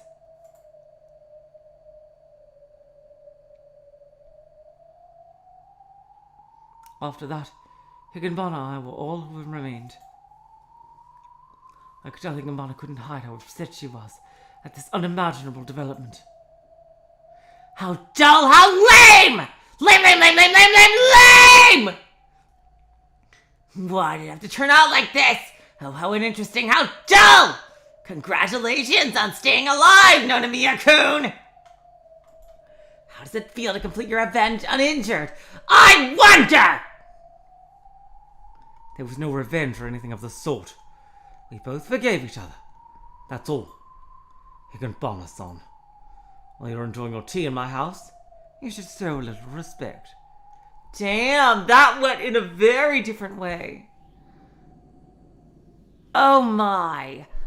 I don't think you understand who you're dealing with here! Do you intend to suggest I'm going to remain idle?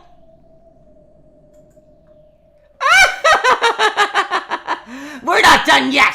Not just yet! Do you suggest that I, the dancing Higanbana of the third rank seat of the school yokai, who has let you have this much of a free time, isn't going to do any harvesting? Are you kidding me? Could I please ask you to cease underestimating? I wonder! Nonomiya-kun! Oh my god. Damn. With her back to the window, Higanbana was infected with the violet darkness of the night. And aside from the bright red lights glaring from her eyes, everything else turned pitch black. He's gonna take a picture of her.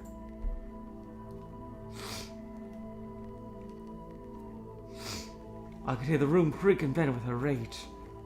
Well, it's over. I'm probably going to be killed in this place.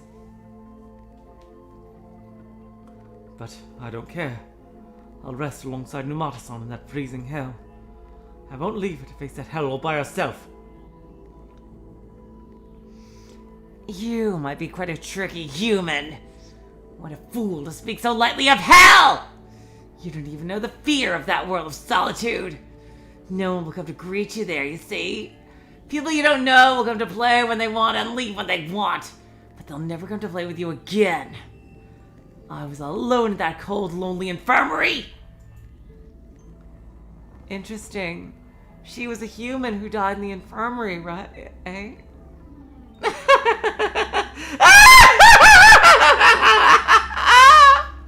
Say that kind of hell isn't scary at all. You're quite an entertaining individual, Nonomiya-kun. It's totally different from that person you're expecting. But I've got a different idea. Like I said, you're truly amusing! Yoko's unappealing, yeah? I'll make you my doll. And if you want to spend eternity for whenever I feel like playing with you, then I can sing you into eternal darkness where you can wait in vain! There was an explosive crash as the glass window behind Higanbana's back burst into pieces. Those sharpened fragments turned into transparent knives and went directly for my throat. I had a feeling they were going to pierce into me, and I would die.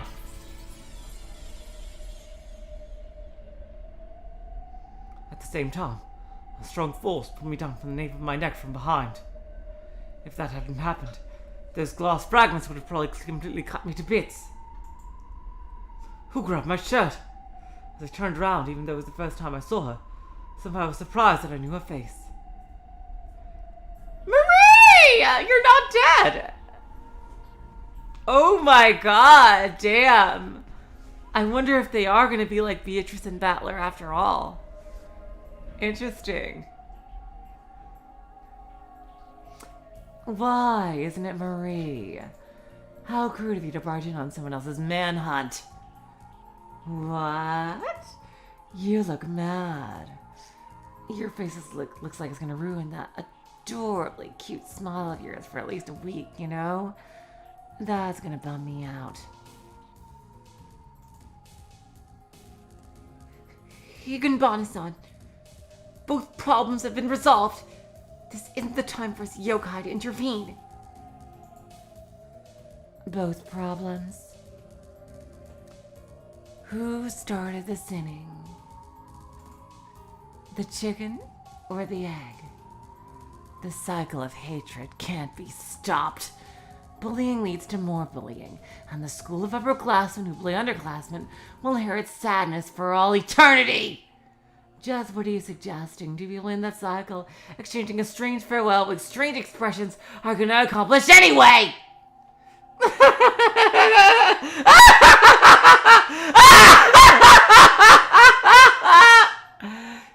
Hilarious! I just gave Yoko her chance for revenge! No! Just like I once gave you your chance! I was grateful at first. I was grateful they let me absolve my feelings that couldn't be erased by death alone. And yet, maybe that was my mistake. You just toy with the feelings of the dead, with your cruel laughter for fun. You Mata-san showed me your strength, and I understood. Because now I respect her from my heart. And I even remember her rage from what you did to her.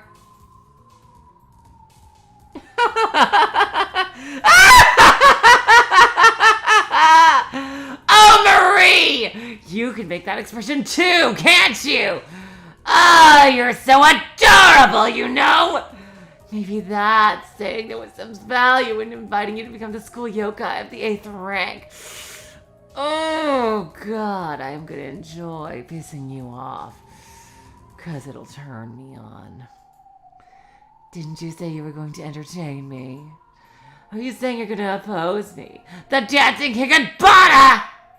Are you saying you're gonna try and protect that fragile human from me? Shielding me, Moria-san stood in front of the Higanbana, who had a wicked smile on her face. That was very brave. Unfortunately, it looked as if an unstoppable foe stood before her. You... Marie Moria-san! I'm sorry. About your mother. It's all right. Headmaster wiped my mother's memories again. It's fine now. When I brought back the memories that you existed with that mysterious camera, I sought after the truth, and I thought I was doing the right thing. But was it the right thing? I don't know! I should have read Umineko! No, Namio-kun. Being forgotten is a terribly cruel thing. And I have compassion for all things equally. I think that with that power, I could destroy the chain of hatred in this world. I might linger here in this detestable body like this, but I should have been forgotten too. That's what I think now.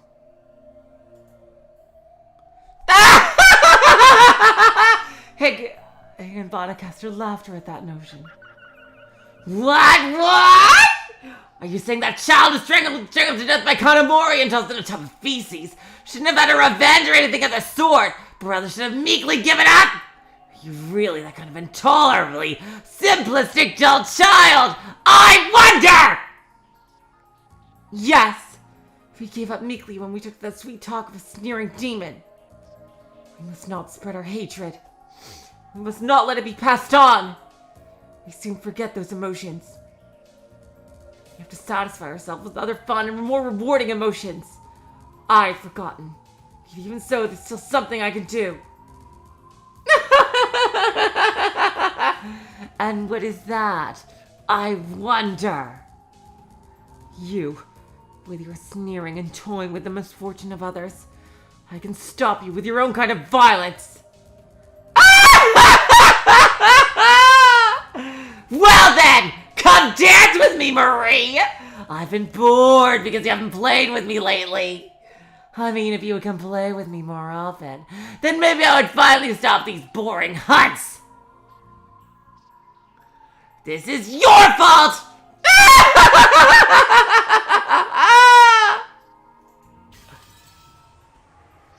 The room shook, creaked, cracked, and broke into countless blades that sought to pierce Marie. It was a whirlwind of vicious blades, a storm almost like a tornado. That spiral whirled around with Higanbana at its center. Yeah, I'm kind of agreeing with Higanbana about Kanamori. He totally deserved what happened to him. Marie violently warded off with both her arms. Even though she appeared a delicate girl, for just a moment when she threw her arms, they became as thick as tree trunks and she looked like a ferocious monster.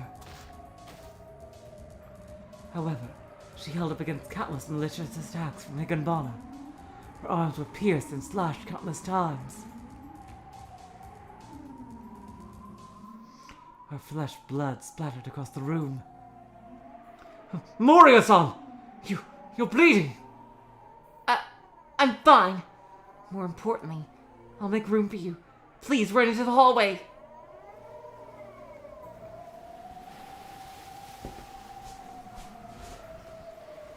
Higanbana, who had completely broken the room in sharpened fragments, seemed to be dancing a waltz in the middle of the storm.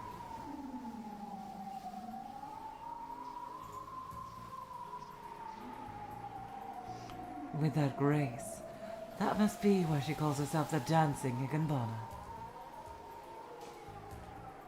Would cry escape into the hallway from that brutal waltz of death. But now is no time to argue. All I could do was nod in agreement.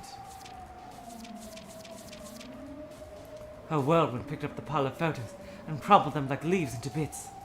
That might be for the best. I don't need to leave anything behind. I should lose those memories of the past one by one and make a new future for myself. Now, to the hallway! Prepared to risk her life, Marie jumped into Higanbana's waltz, taking that as his cue. Oh, God damn it, the narration. Prepared to risk her life, Marie jumped into Higanbana's waltz, taking that as his cue. Nonomiya ran out of the room.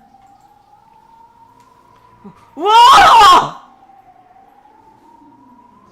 That's fine with me! Live a long life! You mustn't waste a life that Yoko-san couldn't even snatch away from you! Isn't it a bit soon for you to become my dance partner, Marie?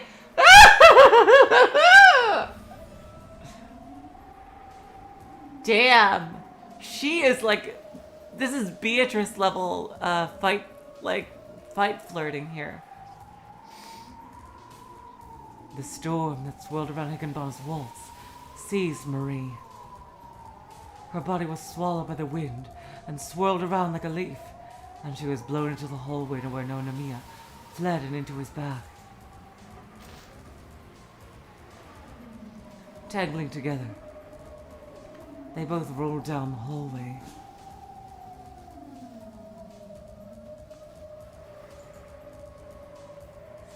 Since you're like that, you're always gonna be 8th rank, right, Marie? If you're not a little bit more refined, a bit more elegant, and completely ruthless, how do you intend to make it to the high society of the night? If that's all you have, I'll get bored. If I can at least tear out Nonomiya-kun's liver, I'll die of boredom. Hey, I know. I'll even split it with you if you want.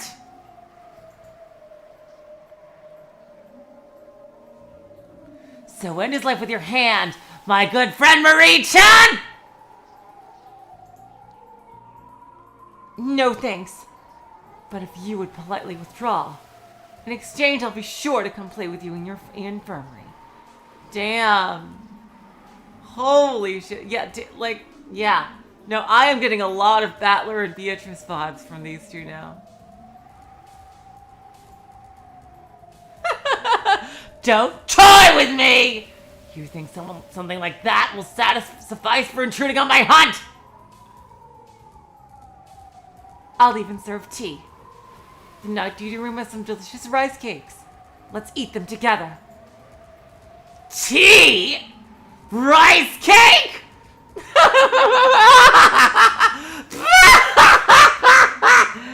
Oh, that would be a splendid evening tea party! But don't you think we should toast with his red blood in our cups? Looks like he broke a leg! It's time to pay the piper! Marie! Nonomiya-kun! Ushiramiya Batana! Wait, no, wrong visual novel. jeez. Why would you ever listen to me, Higanbana-san? Door, shut yourself!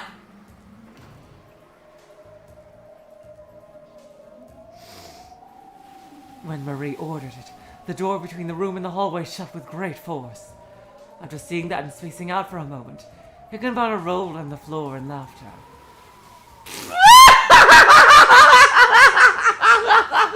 What? You think a single thin door will stop me, the dancing Higanbana of the third-rank scene of the school yokai, from feeding on my prey? Yes, Mezo Marie, the 8th rank at the school yokai, will stop you from feeding. Hell the fuck yeah, that sounds kind of badass now that I say it. Mezo Maria. Marie kind of like, flows like that.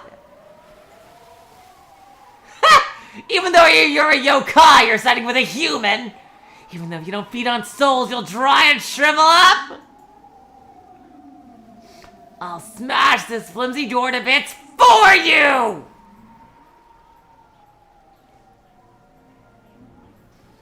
No, you cannot open this door. Door, listen to me. Mezo, you there, won't you listen to my pitiful story? Mezo, you there, won't you listen to my pitiful story? Damn. She can do that to any door. Oh my god, you guys. Marie's power is literally to create a closed room. Oh my god. Wow.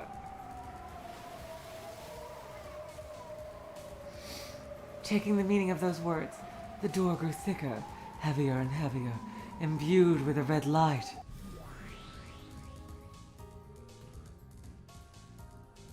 That's right. I know those words. Oh, this is still him. Okay. That's right. I know those words. Recently, there's been a new story going around about the 8th school yokai. It said that each night in the former school bathroom stall, a yokai called Mezo-san appears. That's how that yokai invites people inside the stall. According to the rules in that story, you must not respond to that question. And you must not open the door!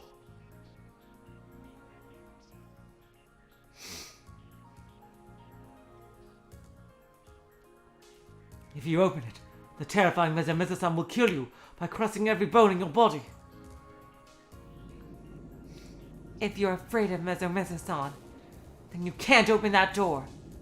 Because if you dare open that door, the horrifying Mezo-san will crush your bones.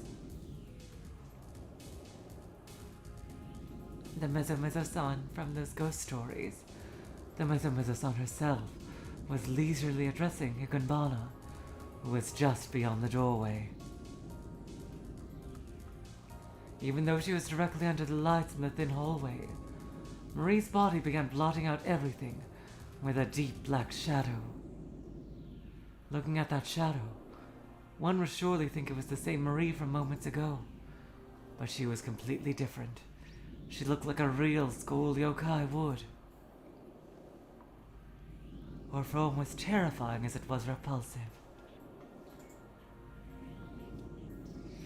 On the other side of the door, Higanbana was being held back by a solitary doorway, and with a twisted smile on her face, she reached with a hand for the doorknob.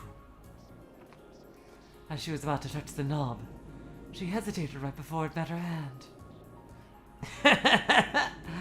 What is this? Can it be that the dancing Higanbana is afraid of Mezo-san? If not, then open the door, please. I'll face you with my true form.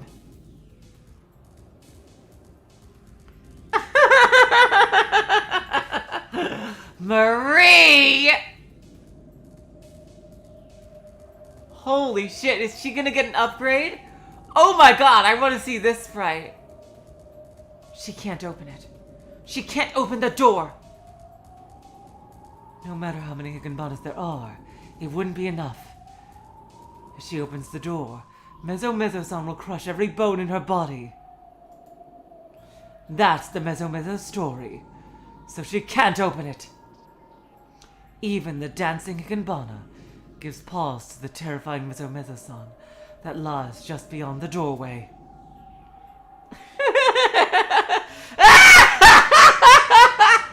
If you didn't do that, then I couldn't call you my friend, Marie. Oh, you're wonderful. Truly, truly wonderful. Oh, what real fun this is. My God. This is so Beatrice and Battler. I wonder why this doesn't happen at school. Why doesn't this happen in classrooms at the infirmary? I wonder. This enclosed atmosphere just doesn't work. I wonder why we have to play in such a confined place, you know? Higanbana-san, you're talking to me. You're breaking the rules of Mezo-Mezo-san.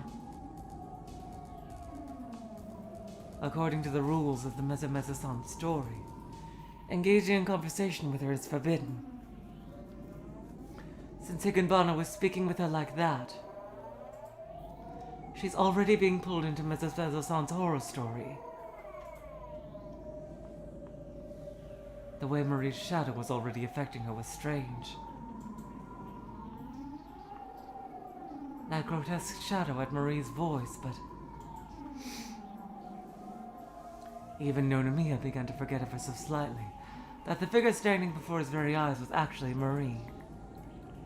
Higanbana-san, if you like to play such risky games, I'll play with you. She is Battler.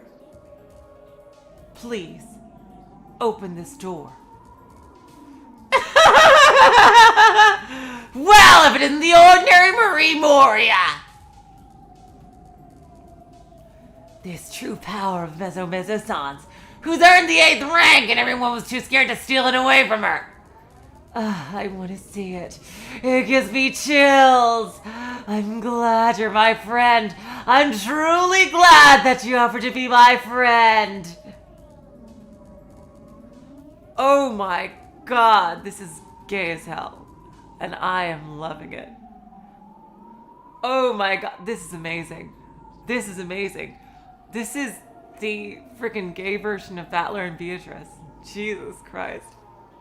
I am loving it.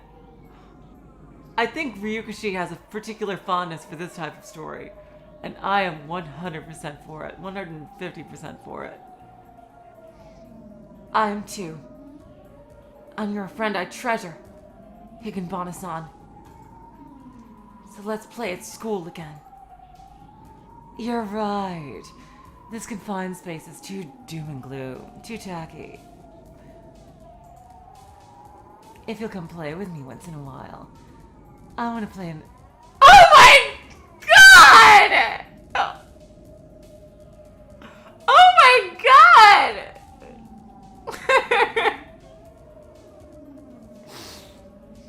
I want to play in a much, much more wonderful place and do something splendid with you. Being so limited in a place like this seems silly to me. Let's go home. School yokai belong at school. Sure, fine with me, let's do it! I knew you were my only friend.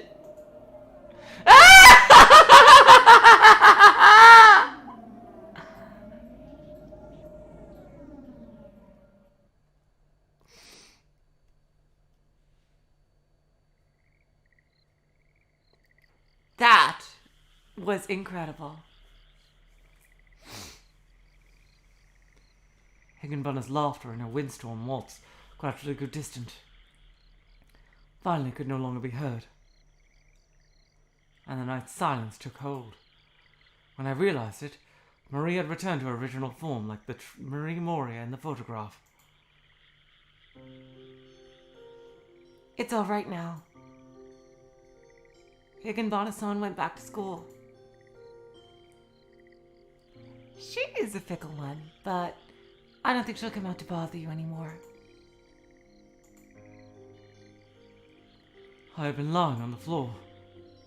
Carefully, nervously, I opened the door to my room. When I did, I couldn't believe it. The room was silent, or rather it was clean, as if nothing had happened. So many allusions to Umineko. Even though everything had been destroyed by that raging tornado, there was no trace of it at all. Like, I would almost be able to think that Higanbana and Umineko took place in the same universe. Like, with so many rules, like, with so many illusions in how the magic is working.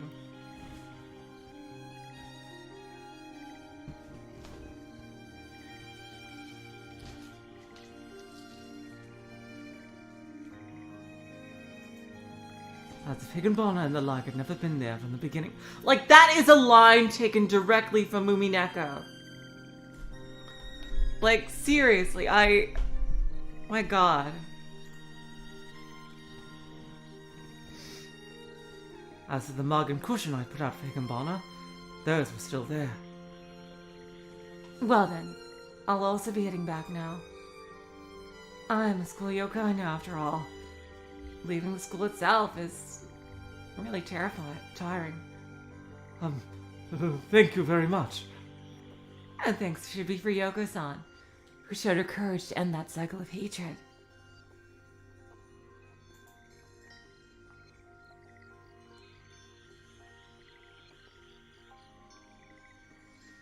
And thanks to you as well for showing the courage to forgive Yoko-san. You might not have been able to show it to her while she was alive, but even so, you weren't too late.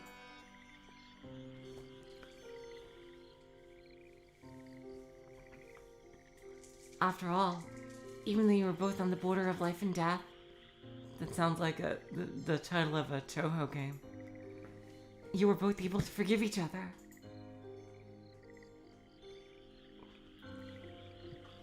Moria-san said with a fatigued smile.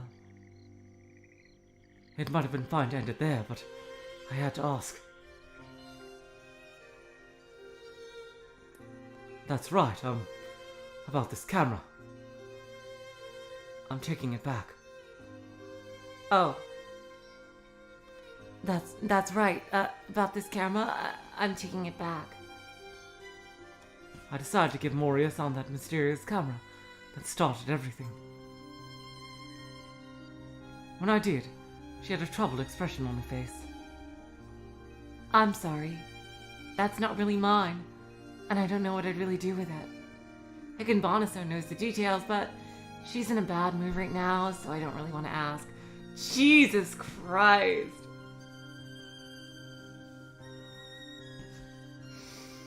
Seriously.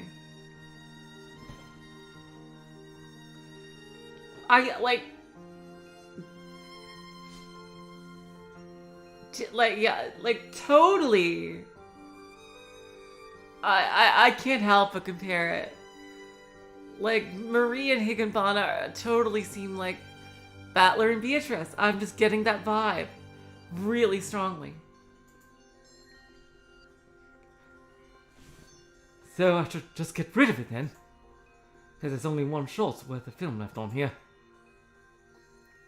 I'll ask the headmaster what we should do. Because this camera is causing him trouble. So I think he would surely tell us what to do. Please do. I won't use that camera anymore. No matter what. I don't want to wake the dead if they're sleeping peacefully. Numata-san is now trapped in that freezing cold hell for all eternity. And so that I don't cause her any more suffering. I think she's fine now. Are you sure? Yes. At first she was just like you. And all that she thought about might have been the fury of revenge that set her soul on fire. But since you both forgave each other, perhaps she was able to achieve peace of mind. I think she has to be resting in peace now. Well, that's nice. Well, it would be great if that's true, but... No, it's not just my opinion. She has achieved peace. Since I'm a yokai, I know it to be true.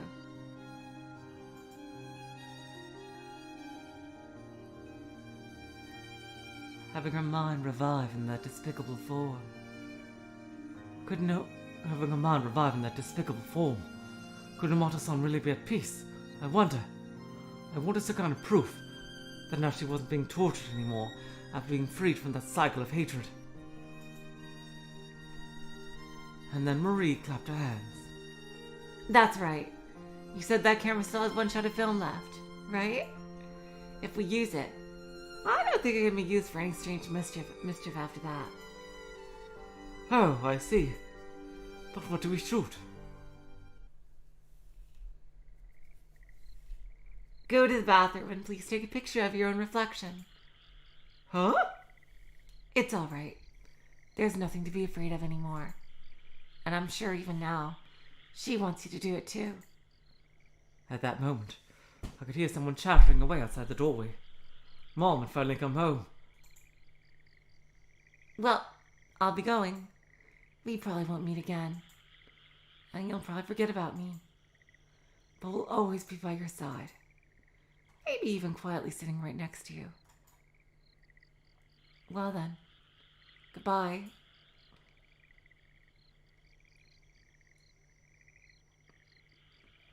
Takeshi, are you home? Sorry for being late. I turned round to give my reply to my mom downstairs. Then I turned back towards Moria-san, but she had already disappeared.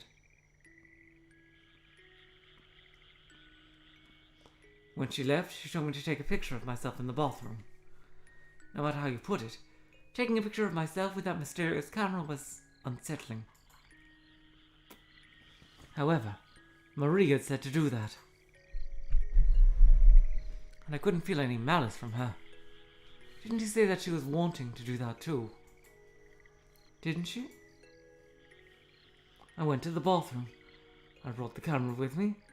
In the dimly lit bathroom, I looked down the scope at my reflection in the mirror and take one of the world's first bathroom selfies. I was a bit scared, but I took the picture with a click of the shutter. Oh, damn flash! Making its mechanical noise, the final photograph developed right there. But I wasn't the only one caught on the photograph. Yoko Numoto-san's figure was also there. I knew it. But she didn't appear hideous or gory.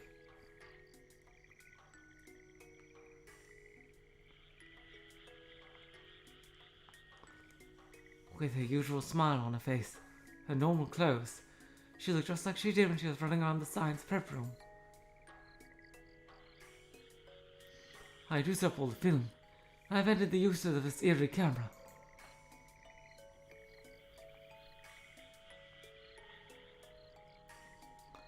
No one knew her name, even so, all that was left on that photograph of the bathroom mirror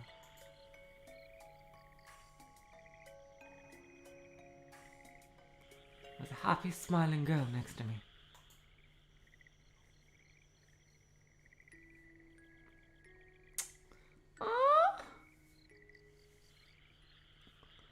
Takeshi got off so easy, I think.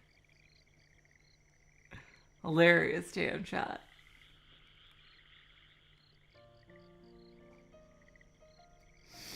They're even having a goddamn tea party. That tea you made for me is really quite tasty, Marie.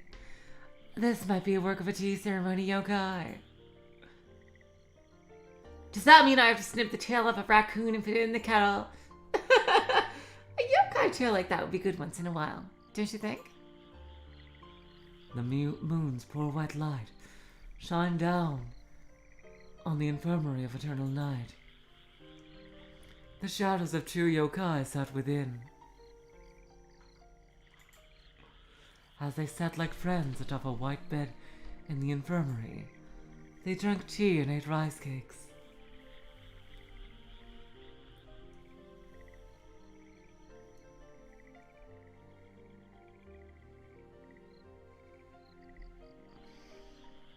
Getting to live in the infirmary. I envy you.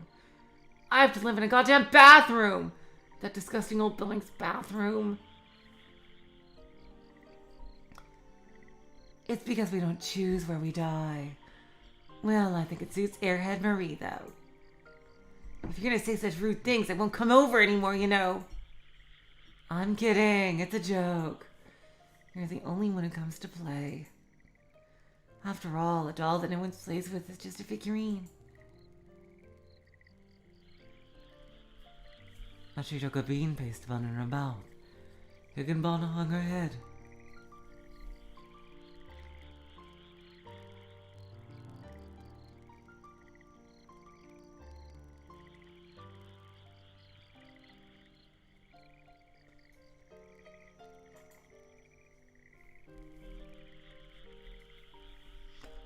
I thought this incident was totally typical of you, Higanbana-san. What do you mean? Although you tricked me in a really, really, really roundabout way, in the end, I think everything turned out just as you wanted it. And I thought, why can't she just be more straightforward and say what she really wants? But I realized that was just your way of doing things. What are you talking about? You're making fun of me, aren't you? Holy shit. I'll leave. I think you're... Oh my God! Oh my God! Oh my God, they are so... Wow! No, they are the gay Battler and Beatrice. Like, seriously. Oh my God. I think you're a bit cute when you put it like that.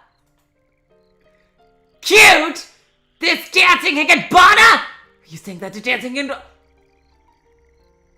This is something that Beatrice would exactly say. You're saying that the dancing Higanbana, school youkai of the third rank, for whom there is no equal in cruelty, inhumanity, and brutality, is cute?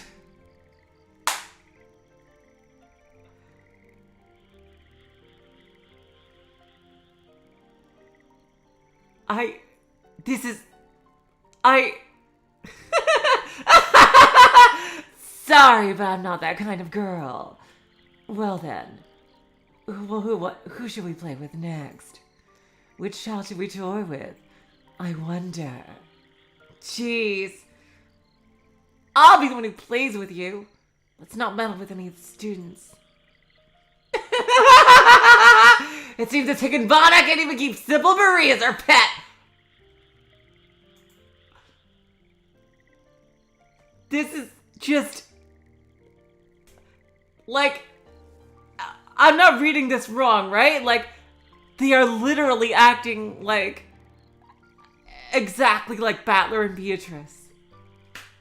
Even this music reminds me of Battler and Beatrice's scenes.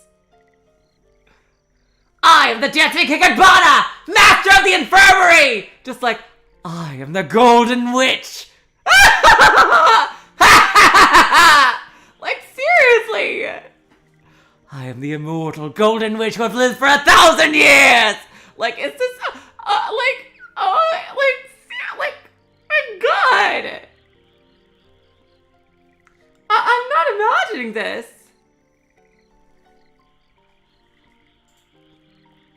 So then, who will I curse and cast a spell on next, I wonder?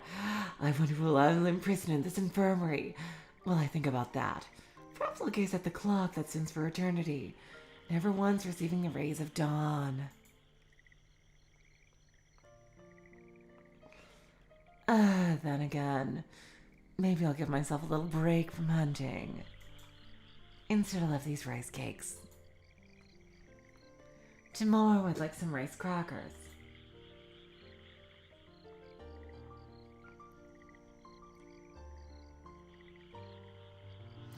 You simply must bring me some. I'll wait for you.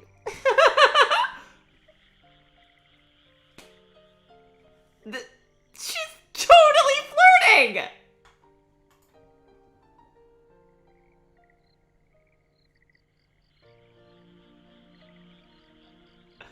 Oh my God!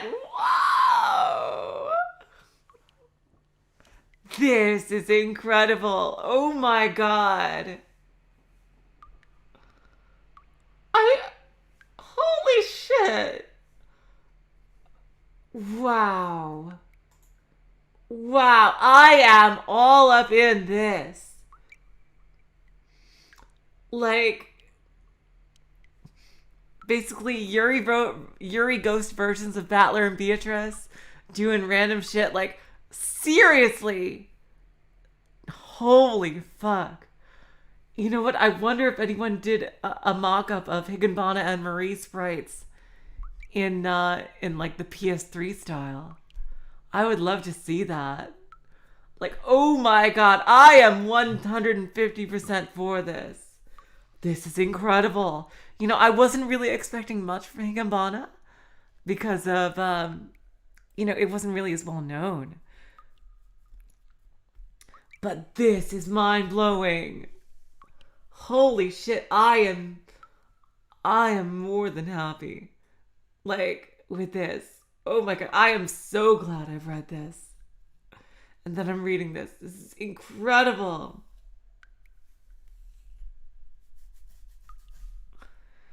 Oh my god.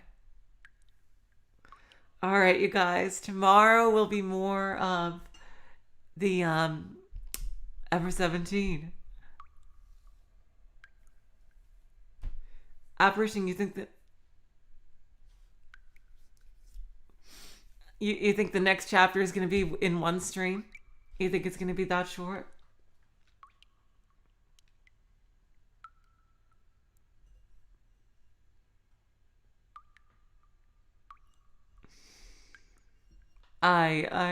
That's fine though. Next time, Ever 17, which will hopefully we're going to get our first bad ending in Ever 17, and then right after that we'll try to do the good one, which is longer, but that's tomorrow. So, and we will continue Higanbana on Tuesday. So until then, I will say, so long, farewell, auf Wiedersehen, good night. You are all the sweetest of hearts. See ya.